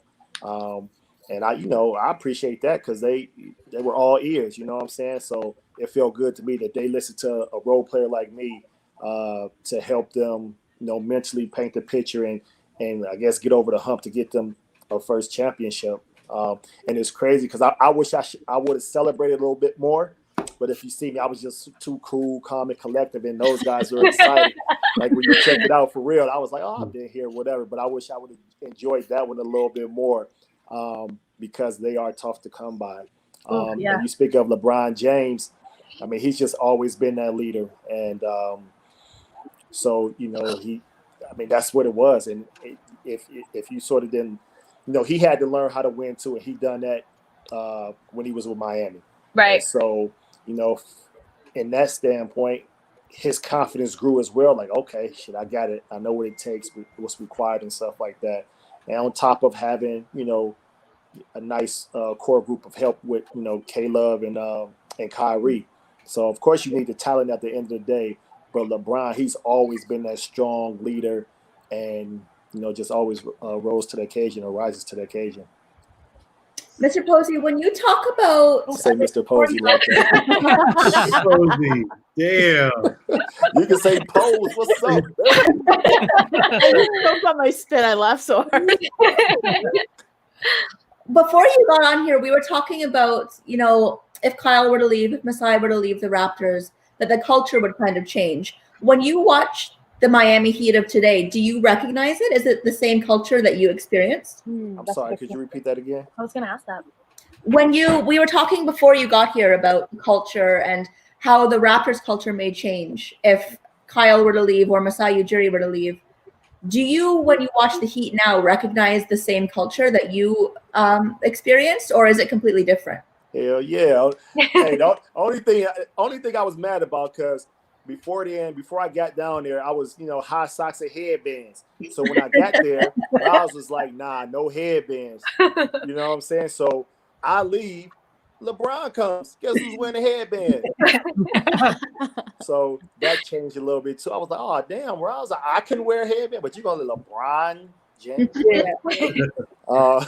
But outside of that, just how they play, the practice. I still have Don is a great friend of mine, so I talk to him a lot, but nothing's changing. And you can just tell how they operate, how they go about business. It's all business, and everybody's gonna have that one goal. It's about winning at the end of the day, and that's it. And if you with us or you ain't, and they will make sure if you're not with them that you are not there. So that's it's still intact. So and that trickles down. You talk about that culture is from, what I'm saying, Mickey Arison, the owner of the team, to Pat Riley. Like they already, like he believed in Pat Riley to come in and put his touch and stamp on the Heat. He allowed him to, and every place isn't like that at the end of the day.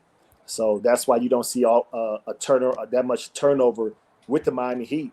They pretty much stay, connected. Everything is in-house, and they know what it is at the end of the day. You know what you signed it up for. But you just don't get that from a lot of the other organizations out there.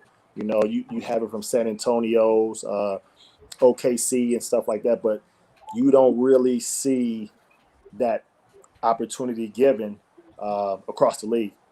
Pose right now on the screen. We got a comment from one of the people watching, and they said that it's Half Gardetos is the guy's name. He said that you're one of his favorite players. Basically, he has an irrational love for you because you carried his team in NBA Live, and he said you were basically Tracy McGrady with better defense on that game.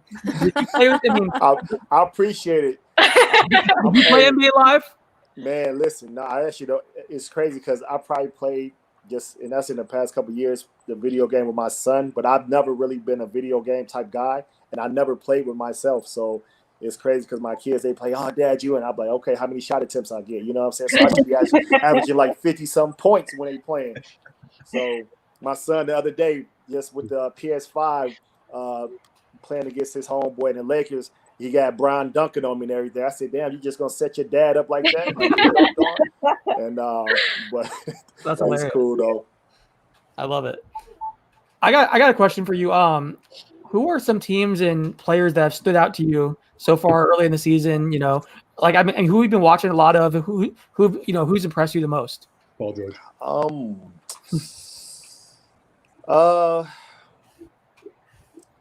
George. I've just been sort of the Clippers. If you want to talk about that, we can at any point, guys. Podcast.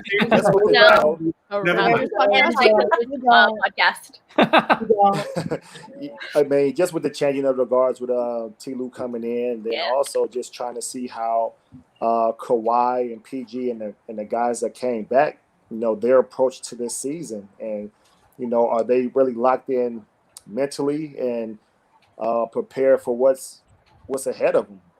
They had some key losses, Montrez and stuff like that, but for those guys, their main guys in PG and Kawhi, I mean, this is going to be a big season for them, and just hope that they're ready. Right now, PG's he's been playing good. Kawhi, he got injured, but he's been Kawhi. But for that Clipper team to get, somewhere, they have to be, every night they have to bring it. And like I said, the new guys with the opportunity, you got Serge Ibaka, from Toronto, get there. I'm saying this. He has championship experience, but he need to help them mentally or something, get in, get something done, so we'll see. So that's really one team I pay close attention to. And that's really it. Well, so you've been on teams that have come together, the big three, obviously, Boston, Shaq joining Dwayne Wade, and gone out and win a championship in their first year with the big three there. What do you think about this Brooklyn Nets team and the big three that they've put together? Can they do it? Listen, I'm waiting for it all to, I guess, fall in place. And it's crazy because when you talk about the big three and you talk about the Boston team, you had KG, which was our post. You had a shooter in Ray Allen, and you had Paul Pierce, which was basically our ISO one-on-one player playmaking ability or whatever. So position-wise, you pretty much had the best at those positions. Mm-hmm. Now, when you look at this, this Brooklyn team, it's all perimeter players that need the ball. All dominant guys. So somebody's gonna, have to bring up the rear. And one thing I give our big three in Boston credit for is their egos were out the window. It was about winning. They made the sacrifice. You know what I'm saying? They've done so much in their career already, but when they came there, it wasn't about trying to make sure they average their points. It was a different big three on any given night. You know what I'm saying? Even late game, but they understood it was about winning. They trusted Doc in doing so, and I think that was the biggest sacrifice amongst those three, that everybody else on the team was like, shit, they not arguing, they're not bickering about nothing. You know what I'm saying? So you guys all play defense too. What about the fact that it was the best defensive team in the league that year? And that's what, man. Listen, I'm a defensive guy, but that shit was fun. Team back with defense. We just saw it right there. Man, it was fun because we I don't know, it was just like some pit bulls. We was out there. Tibbs had us, Tibbs gave us the game plan, and it was guys that wanted to play defense. Everybody on that team, when they got a chance to play, if somebody scored them, and they were pissed. They were pissed. You know what I'm saying? And we had joked, we were like, yo, you fucking bust your ass, whatever. You could have been in one possession, but it was still okay, he ain't gonna score the next possession. And it was just like that competitive thing, but it made us that much better just to have that same energy on the defensive end that we had on the offensive end as well. And then it grew our trust amongst each other as well. And that's big too. So that shit was fun as hell though. So Iman, with that question, what do you think about the Nets defense? Because they lost their best defender. KD can't be the number one defender on your team coming off an Achilles injury. Got to be your number one scorer. He's got to be playing 35 minutes a night. What's the deal? I know they can score 130 a night, but can they defend? So if they're not defending, you better believe they got to outscore you. And they got enough bullets over there to do so. But like I said, it's going to be a sacrifice as far as how many shot attempts those players are going to get. Kyrie, he might end up with 10 shot attempts one night. You know what I'm saying? Or, which I think for him, coached him. Yeah, I was going to say, what do you think? I'm a big Kyrie fan. Talent wise, I think that man, he's the best guard. He could give it to you any way you want it, for real. Shoot the tray ball, mid range game, finishing at the basket, right hand, left hand. He got everything. Get anywhere you want to on the floor. just been a As long he scores rough. a 3, as you say that, by the way, he just hit a 3. Continue. Yeah, he's playing Cleveland too, so he's probably a little something extra behind. True. But I just, like I said, for him to be, not a point guard, but he's a scoring guard. So somebody's gonna have to distribute to the KDs and the James Harden, or he's gonna be, I guess he could be the Ray Allen of that team. Yeah. Because you haven't seen James Harden coming off no pin downs or no staggers or nothing like that. You know what I'm saying? So if he's handling the ball, that means Kyrie is probably the one that's able to do it, and he's capable of doing it. And guys like Joe Harris and Jeff Green should be eating all night. They should be eating all night. Yeah, they have to take advantage of those opportunities. And for them, you say, because you have so much firepower over there, if you're getting like 2 shots a quarter, that's probably good. I mean, that's trash Green? Outside of, say you say loose balls and you get out on the break or something like that. But just when everything's settled down, it's not going to be a volume shooter unless that's part of the defense game plan where those guys are going to be open.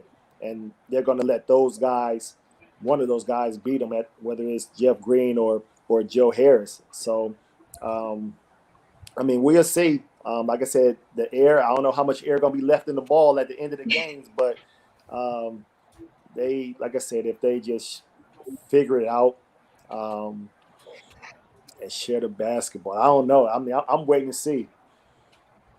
And then, and even to go back to, so when you talk about like the leaders of those teams in Miami, when when they had their big 3 there, once D Wade told Bron that it was his team, I think you see the change in Bron.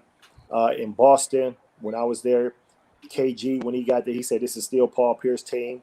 You know what I'm saying? So right off the rip, you know what I'm saying, they just put that out, they put it out there. And so I think that made everything easier. So it wasn't that jockeying for position or no. So do you think they had that conversation in Brooklyn though? Have they had that conversation yet? Like, is this? Well, obviously should be KD's team. If they had it, we'll see. You'll see how they play, and then you'll see how it affects them. You know what I'm saying? When that guy's not getting 20 shots a game, or he's not handling the ball that much, and he feel like he's not a part of the offense or something like that. You know what I'm saying? So you figure, we had Ray Allen on the team, and some nights, like, he's the best shooter on the team, and some nights it just wasn't his night because maybe Ticket was going. You know what I'm saying? And so he might have been just a little decoy, so he didn't have the volume shots that he wanted, or P didn't have the volume shots, or Ticket, he might not have the volume shots because Ray and P was going. So, I mean, we'll see. If they genuinely mean it, then they will play like it at the end of the day. Pose, I got a question for you, just because this is Dishes and Dimes, and it's a Toronto Raptors fandom podcast, and the ladies are from Canada. So do you have any Raptors stories or Toronto stories that you could share with us that either, I don't know, fun times, from different games? I love y'all city, for real. I love y'all city. The fun times. Tell us about the fun times, Pose. I mean, dinner is great. Dinner is great. You can come back whenever you want. I'm trying. You can stay at my house if you want to. Listen, I got a little bit. What'd you say? You can stay at your house, she said. There you go. I appreciate it. Boy. Kelsey's shooting her shot. Nah, but the only thing about it is crazy because I got us some trouble here. So, when you cross the border, they always, hem me up over there. Then I had to pay the little fine and stuff. I'm like, shit, they killing me. So, you land, the team's on the bus, the bus go to the hotel. I got to take a taxi. I'm like, damn, just for the same thing. But it was cool. Once I finally, got to my hotel, everything was cool. I love the city. So hopefully I can get back there. We had Jose Calderon on earlier, and he was talking about, his 8 years in Toronto. Do you have any Jose stories playing against him? No, I mean, solid point guard in himself. He actually was he was in Cleveland too. Yeah, he was in Cleveland. So I mean, he was a solid little point guard. He compared himself to LeBron James. No, he did. No, don't do that to Jose. He said his son thought he was the LeBron James of Toronto because of all the fan support. His son was like, "Were you like LeBron or Steph Curry?" Which is a mess. And you know what, Jose, you are the LeBron James of Toronto. I'm changing that whole topic on my Instagram page tomorrow. I'm going to say Jose Calderon called himself LeBron James. I'm doing that. Just for the clickbait. Take it out of context. Hey, I got to pose. I mean, you're newer to podcasting. You have the Posecast, which is with basketballnews.com. And then Dishes and Dimes, which we're all here for, is also on the Basketball News Podcast Network. Because you are new to podcasting and you're, you've obviously been doing it for a little bit now. You've had a few months of experience getting different guests on and things like that. What's been your transition to podcasting? And then, you're obviously kind of going through it too. This is their 1 year anniversary. So you're all kind of, newer to this space. Yeah. So I'm just curious, but what's been your transition like? Hey, it's on the job training. Every episode, I'm just trying to get better. You know what I'm saying? So I'm just a few months in, but to have a year, like, man, that's a credit to y'all, man. Y'all doing y'all thing. I hope that I can make it a year before they start booing or censoring me or something. I don't know, but that's a great job. So hopefully we have another year anniversary for myself, and we come back on, and then we can drink something. But I mean, like I said, for me, it's something new for me. So I'm trying to. I'm not a real talkative type person, so I found myself trying to, I guess you got to ask questions or dig in a little deeper and stuff like that. So that's something new for me. So like each episode, I'm just trying to get better, trying to get some tea and, without digging and begging for it and nothing like that, but just having, free flowing conversation with most of the guys. And that's it. I can't wait until COVID's passed and things are back to normal and everyone's, vaccinated. So we can have like a basketball news party with all of us in person instead of just over Zoom like this, that'd be so amazing. I would love that. Literally. That has to happen at some point in the next year or two. That's my goal. Hey, I got to bring this up really quick. So it's 113-111, Cleveland up 2, 130 left in the game. So we're going to see who's going to be the guy taking this last shot that we were just talking about, okay? This is coming up right now. I've got to turn this game off and turn that one on. Thank you. Well, Thank you for the heads up.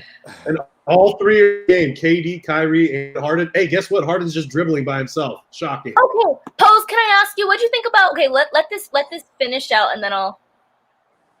Kyrie with a rebound putback. Huge.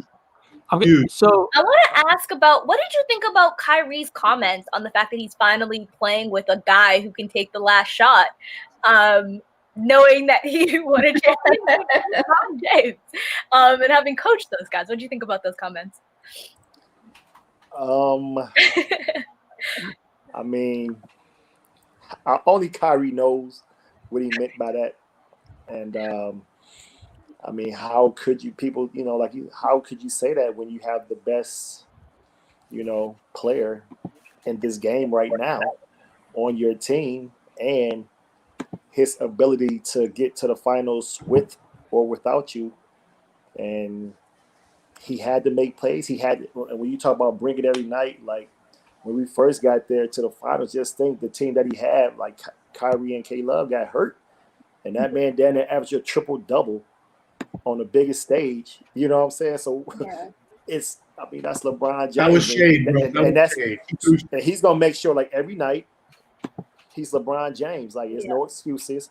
And like I said, as far as his talent and skill set, it was there, but mentally he was there too, locked in and, making sure, everybody else stayed intact with things. But here's a good question. I don't know what he meant by those comments. I saw a question on social. We talked about it on our show, but could Michael or Kobe take either one of those Cleveland teams that LeBron took to the finals? What do you think? It's fun. It's fun to talk about. I like to bring it up. Why not? Why the hell not? We're here to talk. I mean, Kyrie with a huge shot, by the way. The 113. He's got 30 points, 3 assists, and then KD's got 30 points, 8 rebounds, 6 assists, 2 blocks. You're a little behind right now. All right, continue then. That's all right. What James got? James has 17 points, 9 assists, and 8 rebounds. All right, I'm on a timeout. Sorry, go ahead. I didn't interrupt. So about Kobe or MJ taking. I mean, shit. I mean, he took his team to to the finals himself, and he won 6 straight. You know what I'm saying? So, I'm sure it's just putting you on the spot, James. That's what podcasters do, bro. You would have to figure out probably the worst team that they each had in roster-wise to see. You know what I'm saying? I guess compare them. I don't know how you figure that out unless outside of doing it that way. Part of those too, like with that team was built around LeBron's strengths and who he was as a player. That's the different thing too. Like you just interchange a star. Like, I mean, look at that team the year after LeBron left in Cleveland, whenever it was like Anton Jameson, they were the worst team in the league. Part of the problem was it wasn't just that those guys were trash and everyone wanted to like make fun of them as scrubs and stuff like that. It was that final shot going on. Brooklyn, who's taking it 3? I'm on commercial. Oh, lost it. Wait. Who took the shot? They called an offensive foul? Kyrie lost the rock. Kyrie took a shot, though? And Sexton fouled him. Oh, I'm behind. Damn. Sexton lost the rock first, by the way. Hold on. Let's see. Oh no, that's offense. That's elbow. He reached. Oh, Posey, you're being such a player right now, bro. You're being such a player right now. Young bull. Are you surprised? Yeah, I'm not. Oh, I think he got an elbow, bro. He's gonna challenge it. Oh, I gotta use the bathroom. If he didn't reach, he don't get hit in the chin. Okay, well, let's see. Let's see this replay. Yeah, I'm watching that now. I'm live now. It's going to come on. Hey, dude. They call everything right now, bro. That is ridiculous. Kyrie's back in Cleveland. He got the ball. He brought it up. So you better believe he was going to shoot that. Oh. And now they go to Detroit. How would they cut to Detroit?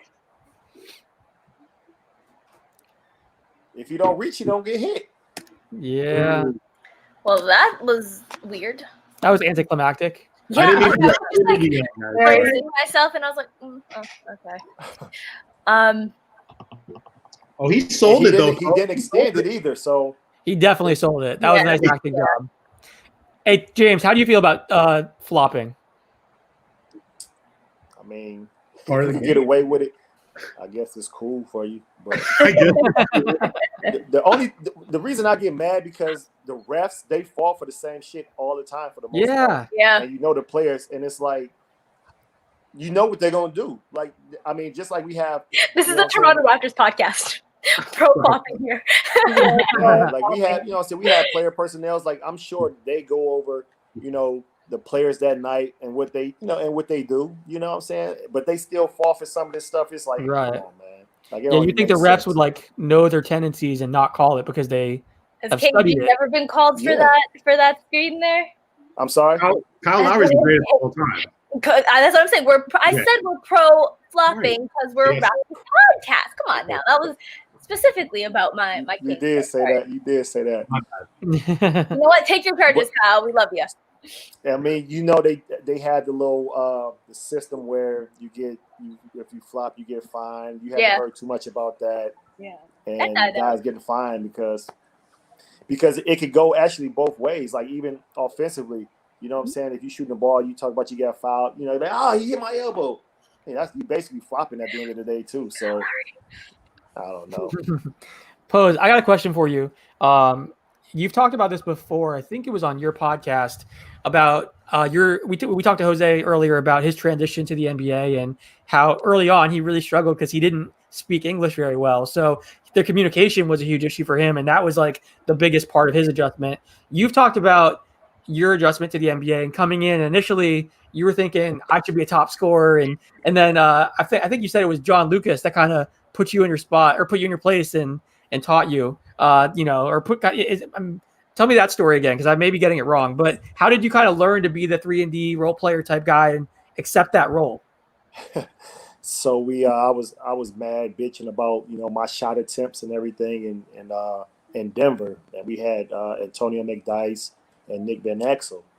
And so we didn't shoot around or whatever. And, I'm young. I'm in my feelings. I want more shots. I can do this. I can do that. And John Lucas, we stretch it. He come in the middle of the field in the court, and he like, yo, we ain't got time for all this. this bitching and yelling and nothing like that. He said, everybody right here has been a man in high school and college. Once you get here, everybody can't be the man. John Lucas, how he talk. Everybody can't be the man. And you think you're going to get more shots than him, Antonio McDyess, him, Nick Van Exel? No, that's why we pay him the big bucks. So you better find your niche and do as best you can. If not, we'll find somebody that will. Yeah. And once he said that, I was like, okay. And I ain't had a problem since. If you didn't get that advice, how different is your career potentially? Or do you think eventually you would have figured it out? I'm glad I did. I'm just glad I did get it. Like, I got it then. And like I said, that's my rookie year. Like, I got it then. You know what I'm saying? So, and it made sense. I didn't like what he said and when he said it, but it made sense when I thought about it. And that day and when I went home, and he was right. So, I mean, I always been a defensive player, you know what I'm saying? But on that team, I wasn't getting a lot of shots. And even when I had shots, I was open for a reason because I couldn't shoot. So, you know what I'm saying? So it was one of those things as well. But I got what he said right away. And, my biggest thing coming into the league, too, was like I didn't want to be basically a one contract and done.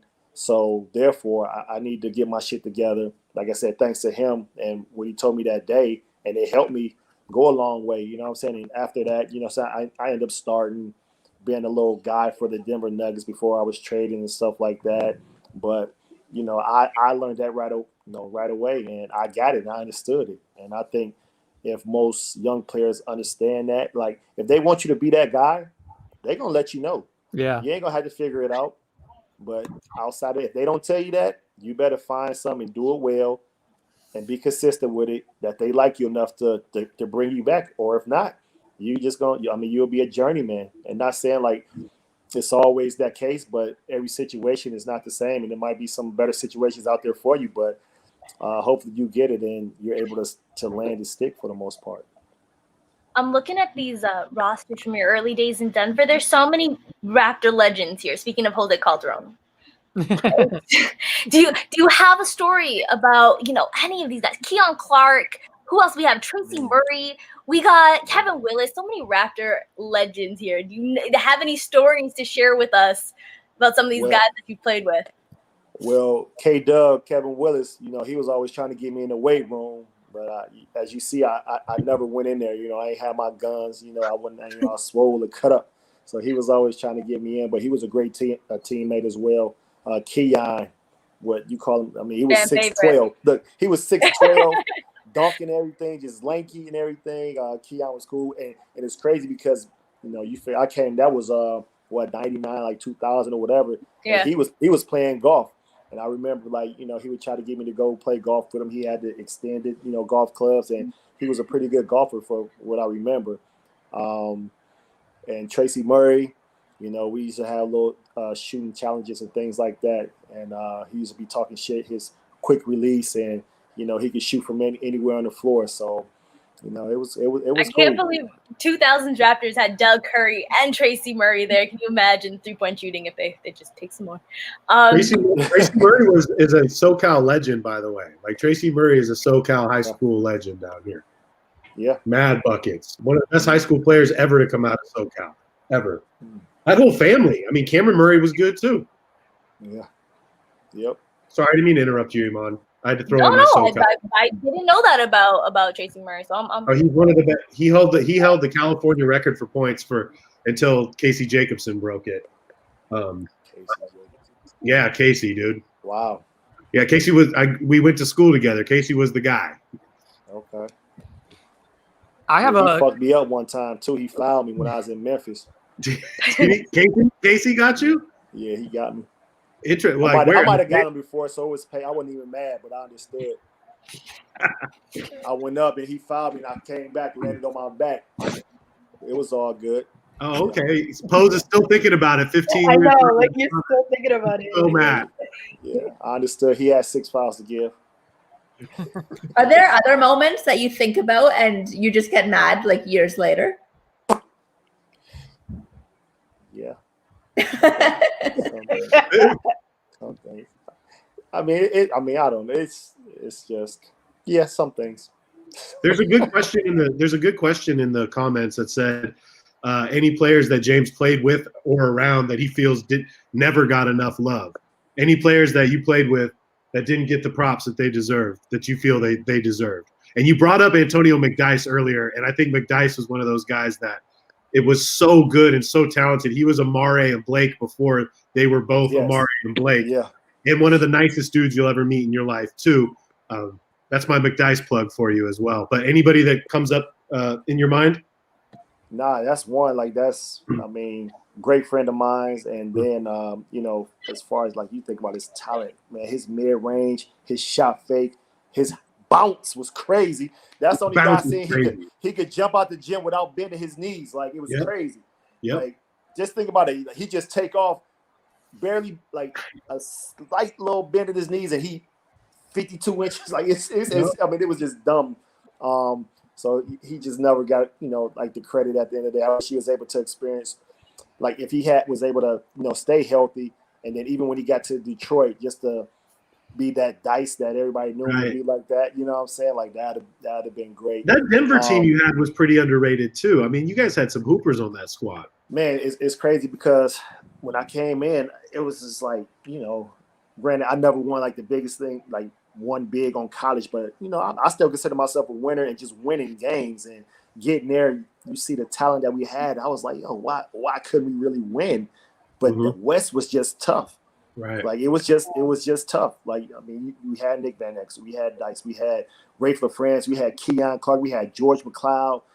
At one point, we had Ron Mercer, we had Chauncey Billups. Like, we had some players, but we could never get it together to even be decent to get like an 8th seed or something in the West. Right. Like, just think about it. Right. And back then, you talk about like 45 games was, you know, was all right. Or I think it was a team that might have made it with 42. Like, just like what, like something, and it was crazy. And that probably wasn't good enough, and we were still on the outside looking in. So, yeah, we had some talent on those teams.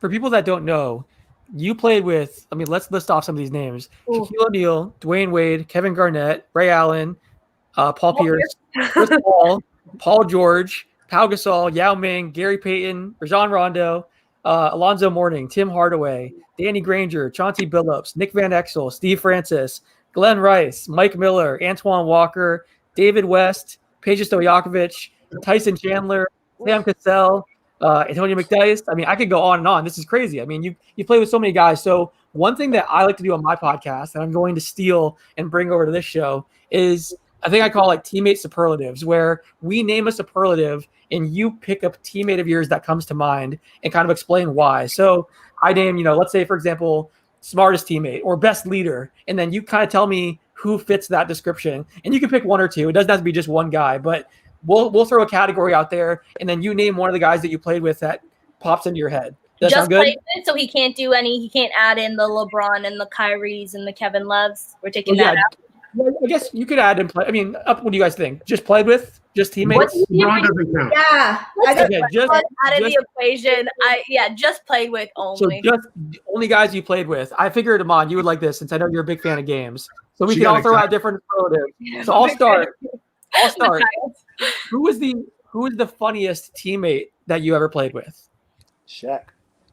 Yeah, that makes sense. That makes sense. I mean, it like, some guys struggle and is like to be funny, but it's just so natural, like slick shit that he says and that he does. He's always a jokester, prankster, and stuff like that. So that's one of the things that sort of, you know, when we were down in Dallas, like, he kept everybody together, but, you know, his sense of humor and laughs where he kept everybody light. And it's like, okay, you know, loose a little bit. Let's still go out here and win. So during that time, that was big for us, and that's, you know, that's Shaq being Shaq. And he's always been that way since, you know, he pretty much came into the league. So it wasn't like forced or anything like that. So Shaq for sure. Who's the best? Go ahead. Oh, say it again. Who got the most girls? No snitching. You're gonna get in trouble. Other than yourself. That's a messy question. What? You're like the most enduring one out of all of them. It was me, not me. Honestly, I don't know. I don't know. That's I just Okay, hope let me rephrase maybe- this. Who would you not want to date your sister or daughter? Not words. You're gonna get it. Listen, I, Who do you listen, not want I to don't even respond want to your them in text the anymore? same building with them for the most part. For real. And I'm sure, hey, whether they're good or bad, I don't know. She gonna stay away from them for sure. For sure. I love it. Who is the best leader? The best leader that I played with. Oh man, I mean it's CP. I have two. Chris Paul is one, and KG. Yeah. And Can I say they both have? Oh yeah, I'll let you finish. No, so when I got to Boston, I'm good friends with Sam Cassell, and so he was like, man, and that was before he got there. He was like, man, look, you gonna love Ticket, man. You gonna love him, man. Like he go hard every day, and you hear that, I'm like, all right, I mean, hard. Oh, okay, shit. Cliche, You know what I'm yeah. saying? So we get there, and when I say first to leave, last to leave, like first to get there, last to leave, like that's him. And before practice, he drenching in sweat. This every practice, like, and it's crazy because y'all only see like when he get ready for the game, like bang his head on the thing. He does that for practice. Like that's how he get ready for practice. Whether he practice for 30 minutes or 2 hours, he was ready to go. You know what I'm saying? And so Was it true that sorry. It rubbed off on everybody, and that's what made our practices competitive, where we talking shit and everybody had to go hard, because if you didn't, like, you would just stand out. And then like getting your work done before and after, like he just changed everything. And that's including Pete and Ray. Like, you know what I'm saying? They had their little habits, but I think it elevated them as well. Like, yo, shit, he coming in, he 100 mil going this hard. Like, yo, like, what the fuck am I doing? Really, basically at the end of the day. So KG, and then CP, we had the same college coach in Skip Prosser, and Coach Battle recruited us as well. So when he's at Wake Forest, so they used to tell me like, yo, this guy, he the real deal. You know what I'm saying? Like, he's just the real deal. And I'm like, okay, that's cool. Get to the league. And even in college, that point guard position, it's been the same. He's been the same leader and understanding that role, and he's been able to showcase it, throughout the league for so long. So when you talk about like leaders, those two stick out. Who would you be most comfortable letting babysit your kids? Great question. Shit, babysit my kids. Babysit my kids. Hey, Ray Allen. Good choice. He'll make them read books and stuff. Hey, he gonna make sure they all right. They're gonna go to bed on time. They're gonna do their homework. They're gonna eat good, and they're gonna be on point. So yeah, you probably do a better job than me. But yeah. Hey, back to KG right quick though. Did he really have that pregame routine in the locker room where you didn't want to go anywhere near him? Did this thing where he wanted to be by himself and like focus for the game, and like he didn't want reporters or anybody by him. He was just getting in his zone. Yeah. Like, I just heard Jackie McMullen was telling a story where like she approached him his first time in Boston, and he got all upset at her because he was setting up his routine and like he didn't have anything to do with anybody. I just found that massage. I mean, his little massage and everything, and getting he gonna lay his towel down and get his whole locker, everything done. You just knew not to fuck with him. You know what I'm saying? And then on top of that, his little peanut butter jelly sandwiches, which everybody started eating peanut butter and jelly sandwiches because of him. You know what I'm saying? It was just like, you getting ready for the game. He was locked in. You know what I'm saying? So, for him, that's what he serious needed. are the PB&Js and Yeah. And how do you eat yours? Great follow-up question. In one bite, probably. But is it crunchy peanut butter? Is it smooth peanut butter? I don't like crunchy. Like Skippy's was good, but I don't like the little crunch. And then what kind of jam are you using? Grape jelly. Yeah, I will say though, NBA Jam. locker I'm not rooms. a big jam guy, but grape jelly for sure. I've seen a lot of locker rooms that have like a nice assortment. They have like a ton of different options. Like they have like all the different kinds of jelly, tons of different gum. Like it's crazy. I'm jealous. You figure 08, you know what I'm saying? Like we not too many teams that I at that time even been a part of like had that. So it was like ticket. Like he was bringing a lunch bag for real. You know what I'm saying? Like he was bringing a lunch bag. He had his peanut butter jelly. So everybody, like, yo, that's so cute. Man, what's up? Where you get it from? And then next thing you know, he must have said something. Next thing you know, we had peanut butter jelly, bread, everything. And guys going in there making their little sandwiches. And we was rolling, you know what I'm saying? A little fuel before, after the game. But we had peanut butter jelly sandwiches because of him. So wait, who was the answer to the person you'd want to babysit your kids? I missed that. Ray Allen. Ray Allen? Yeah. That makes sense. Okay. Sorry, continue. Yeah, so peanut butter jelly thanks to the ticket, you know what I'm saying? It was good, it came in handy. Because like sometimes before the game, people eating French fries, pizza, a burger, something like that, which ain't That's my next question. You know, like the healthiest, like Jay Will is crazy because he would have like I think it was maybe like a quarter pounder like before the game, like it was nothing. You know, and Coca-Cola. That was his pregame meal or something.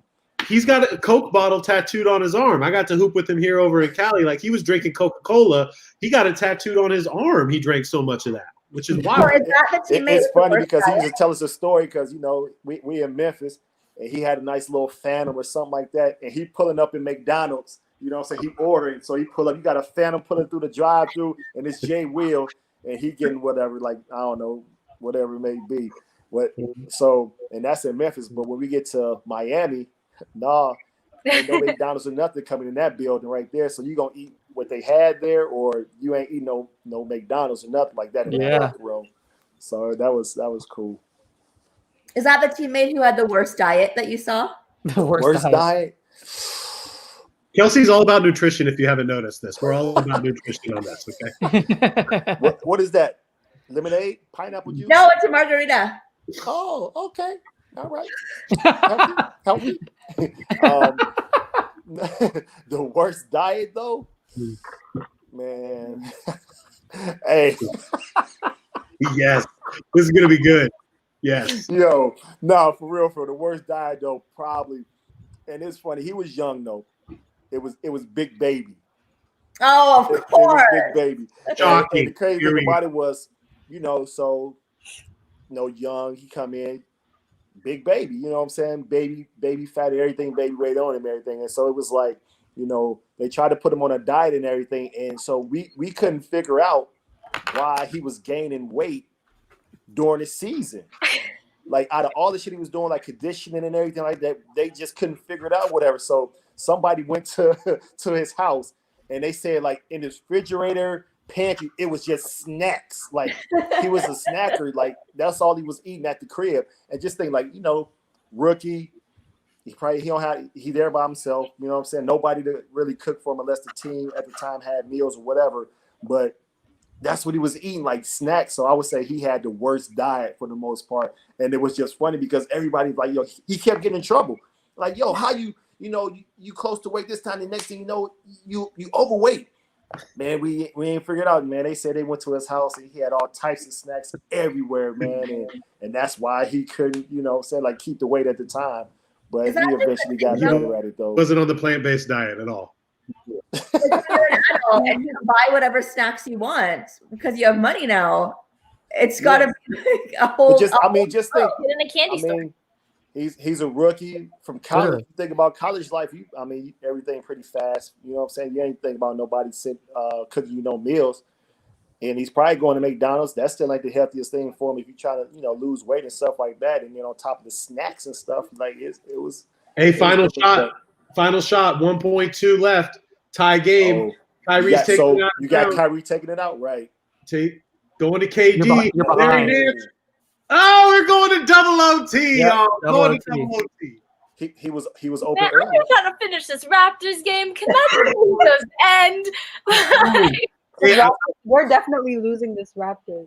Oh yeah, Hey, we've been talking about him on the group chat a lot, but Larry Nance hit a huge shot to get them to tie the game up. Just to let you know, huge shot. Check out my interview with Larry Nance Jr. right now on basketballnews.com. It went up today. Plug. I will be checking. What does it say about the Nets that all these games are coming down to the wire? Are we foreshadowing a little something? Is there something to hold in this? It takes time. It'll take time. Yeah. This is their first time playing together. That's true. This is the first game. That's fair. It takes time. They'll get on the same page. I'm not worried. I think defensively I am, but they'll be fine. I mean, the Cavs are the 30th offense in the league right now. Oh yeah. But that's one thing about like this season right now. You know, you think about like how everything's set up. So you pretty much playing them back to backs, like, you know what I'm saying, with a day or two in between compared to flying out right after games. So like you don't really have the home court advantage with the fans and things. So it's almost just like an open scrimmage practice for the most part. So when you look at like how the game is really going for the most part, those like it's not a big separation yet as far as games, because you could just have a bad, game and to a lesser team and win. I mean, it's just because of that. You know what I'm saying? So just think if things was back to normal, where you have the traveling after the games and different cities and stuff like that. The Raptors could be in Toronto if things were normal. Yeah. Yeah. Pose. I wonder how that's for them. Like down in Tampa, like that's crazy.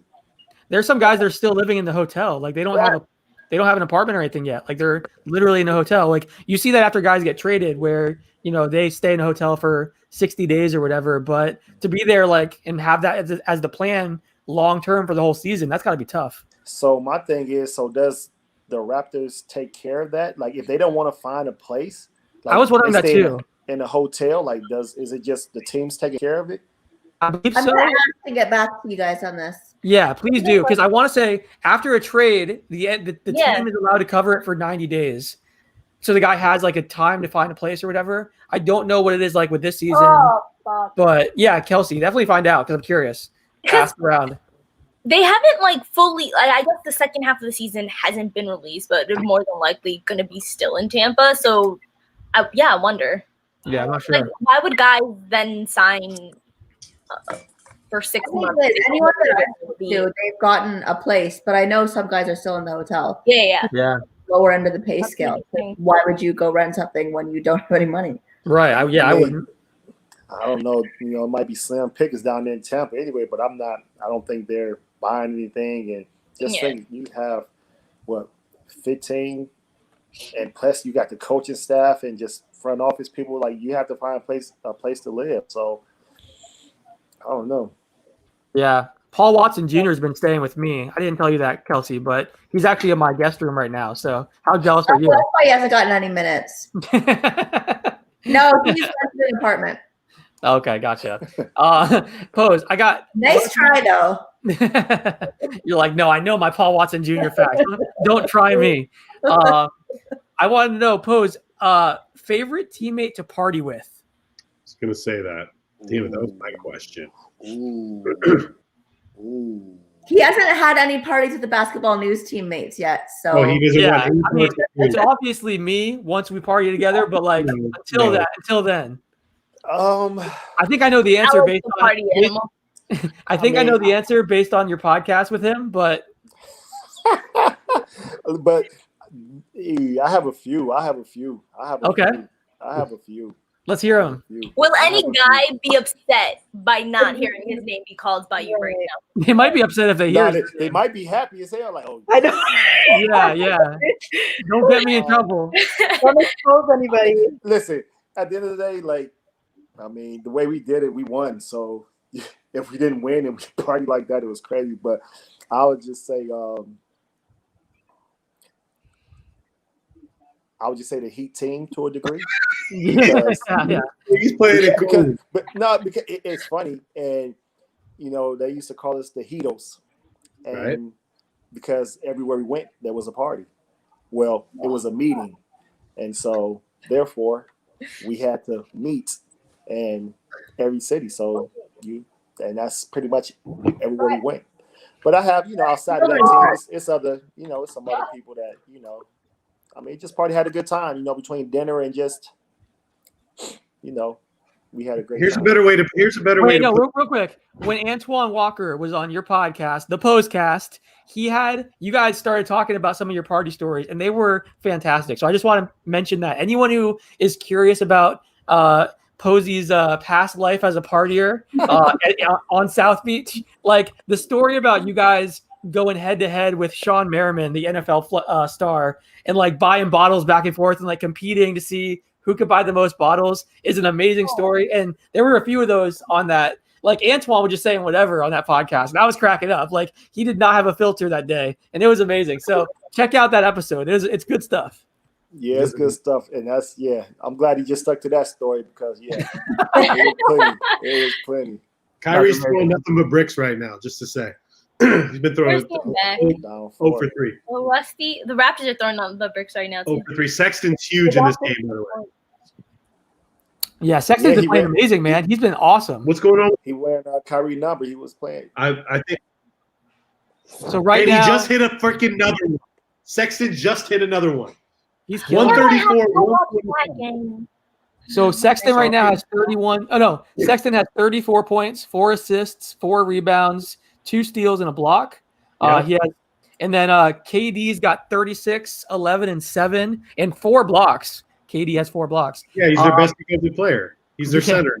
Kyrie's got 33 and 3 assists, but he's 13 to 25 from the field. Kyrie's taking the most shots tonight. Kyrie's taking 25. He's 13 to 25, including 3 of 8 from 3. KD is 12 of 24 and 3 of 8 from 3. And then James Harden is only 5 of 12 from the field. He's not going to be What does it say for my fantasy team? Was that? Kyrie? My fantasy team. Yeah. Kyrie and Jared Allen. Oh, yeah. You have Kyrie and Jared Allen. And by the way, I got to say, I'm very happy that I traded you Jamal Murray and Chris Boucher. And then Jamal turns around and has his worst game of the season yesterday. And I told you that would happen. I knew that would happen. It's the luck of the Irish. And then Bam Adebayo has his best game of the season. So I mean, it was still on your roster. It hasn't went through yet, but I got to say, I'm pretty happy to see that. All I know is I want gentlemen's bets with all you guys when I play you. I want gentlemen's bets. Okay. Yeah. 100%. Yeah. Let's do it. 100%. Oh, did you ever play fantasy football or any like?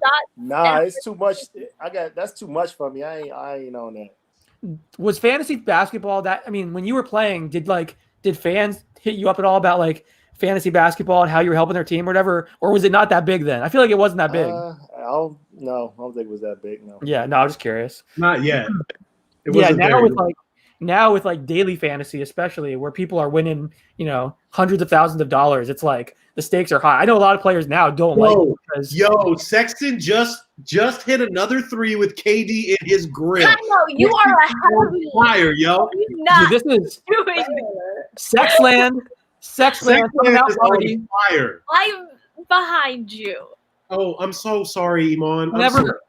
Whenever Larry Nance Jr. was on my podcast, we were talking about it, and he was like, yeah, at the end of last season, Sexton was averaging 20 points, was shooting like 50% from the field and 40% from 3. And he's like, I didn't think there's any way he could improve. And then sure enough, this year he's averaging 25. Now I'm sure it's going to be closer to 27 after tonight's game. He's shooting like 50% from 3. I mean, he's been killing it. He's going to have a heat check right here. Iman, should I shut up or no? Should I shut up? It's heat check. This is the defense y'all talking about down the stretch, right? Yep. He just did it again. You got to be kidding me. Step back 3.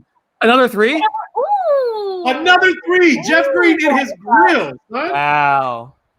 You know what? Sir, I'm sorry. We just missed. I'm so sorry. You guys should see me during Clipper games, which is going to happen in 25 minutes here. If he makes this shit, I'm going to turn it off. Nikias just tweeted, Colin Sexton is the best player in the NBA.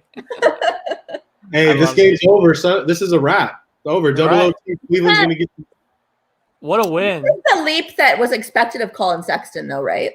I agree. Same with De'Aaron Fox. So I'm like, I had them both at like the same level. I wanted Sexton for fantasy because I thought he was going to have a huge year this year, which he's having. But De'Aaron looks good too. But this should be his squad. What do you have to lose in Cleveland? Like, you should be the bucket getter on that team. Who's that? Sexton. So I asked Spencer this morning. I think the Cavs can be the 8 seed in the East. I think the first probably 7 seeds, we kind of know who they are. Do you think the Cavs should be favored to win that spot? I know it's a race between a few of the different teams there. Hornets, the Hawks.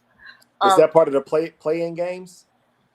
That would be the team that's going to be in the play-in game. Yeah. But do you think that they have an edge up there by being the 8 seed?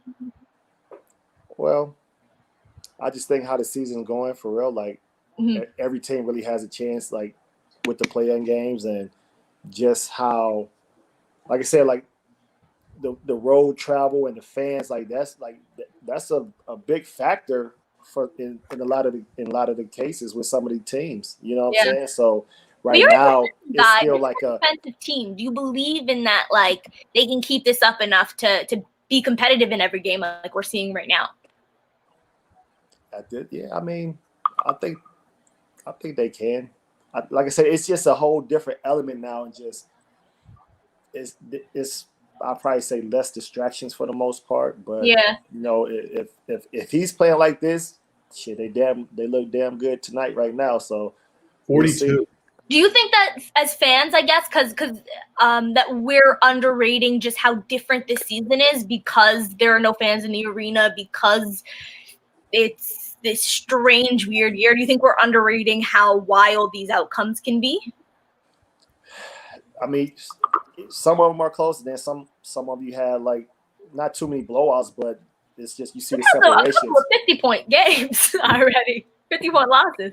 I mean, you think about it. What game was that? What was the Clippers and who? I'm going to take an exit. That's really quick. I will exit. That was just a total breakdown mentally, and it was just like almost like we own you type thing, almost from the bubble. You know what I'm saying?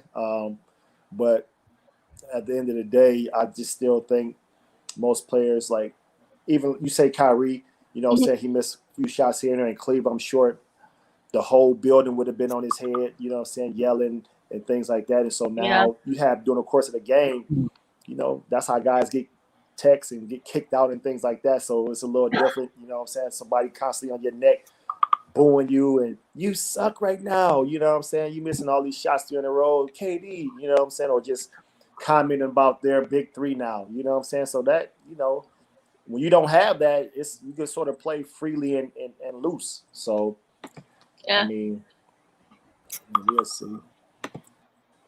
If I can phrase this in another way, just to try and pry an answer out of you, because you're being really political with this. I like it. It's the podcast practice there, but yeah, I'm learning from you guys still. I was going to ask you what I need to do so I can get to your anniversary as well. So I'm keeping game. More an Atlanta Hawks offensively potent team or a Cleveland Cavaliers defensively potent team to not win it all or compete in any way, but to like win enough games to be the 8 seed? Who would you trust more? The team that's all offense, 0 defense, or all defense? And nights like this where Sexton can go off and they finally, you know, have him back. So who knows what their offense is going to look like? Well, if you have more firepower, I'm going to go with the offensive team. You know what I'm saying? Like Colin, he played great tonight. You know, it's cool. But he would have to play at that every night.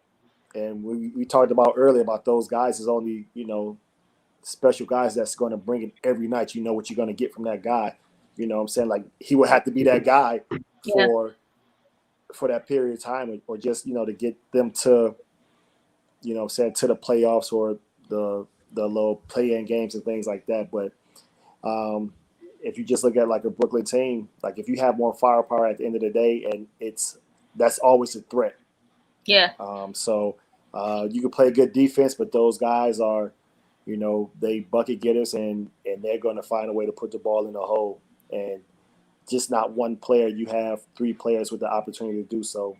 So, of course, the matchups on those teams will also be big where you figure a lot of teams have to do it by committee and, you know what I'm saying, by the offense, the structure of their offense. But then to have that special player down the stretch, make those plays is big, and we saw that just with Jimmy Butler last year.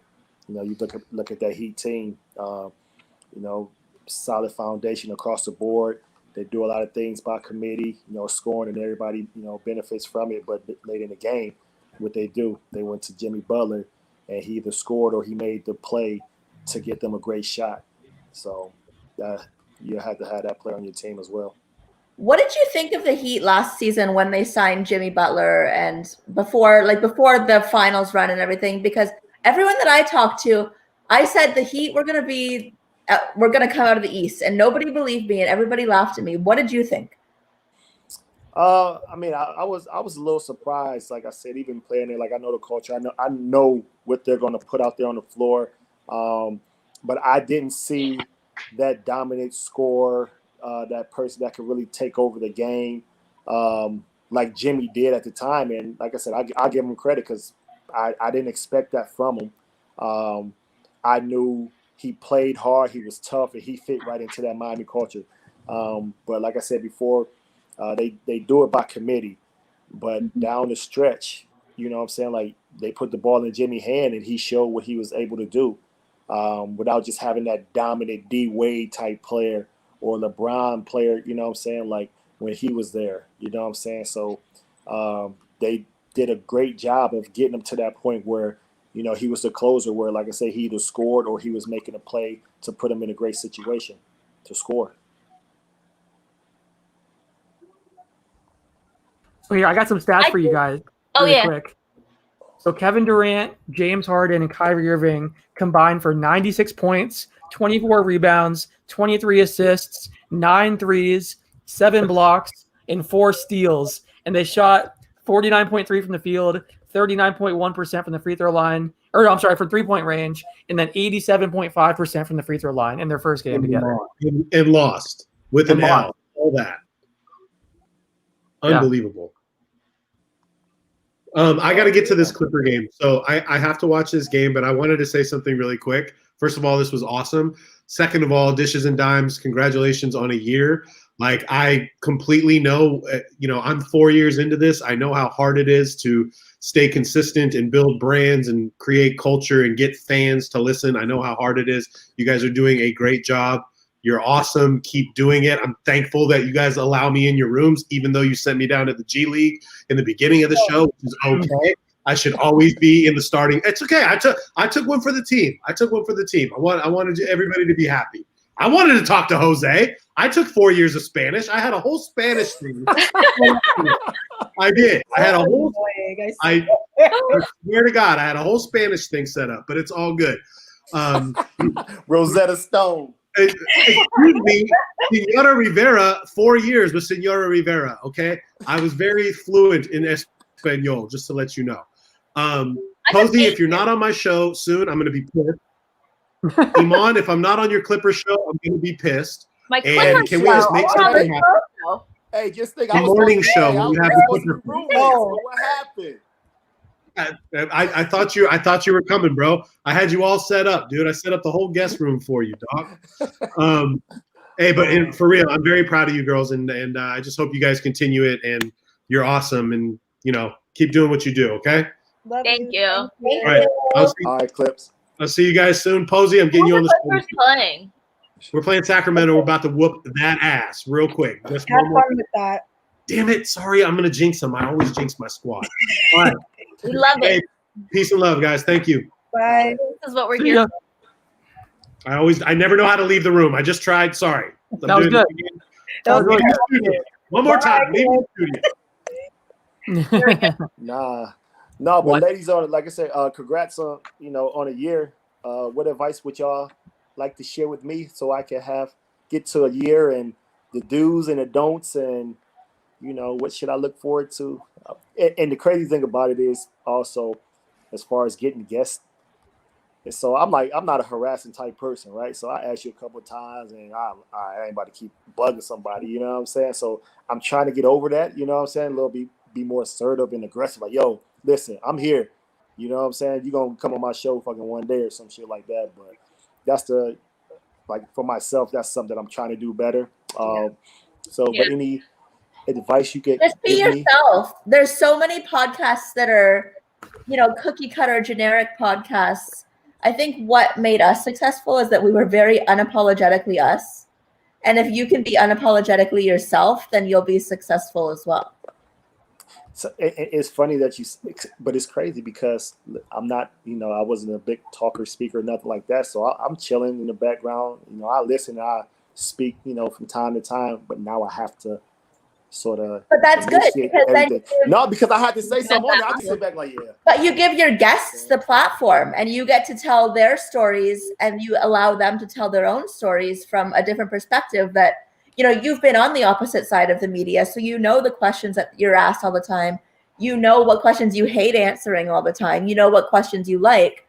So bringing that perspective is something that already gives you a leg up over all these other podcasts. And I'm gonna say, like, you're very interesting speaking to you. Like, you're funny, you're very charismatic. You don't have to. You think so? Yeah, absolutely. No, absolutely. So I don't even think you have a problem as long as you get your guests on. You're gonna entertain them. But be consistent. Put the pods out, and you should be good. Here's what I'll say too.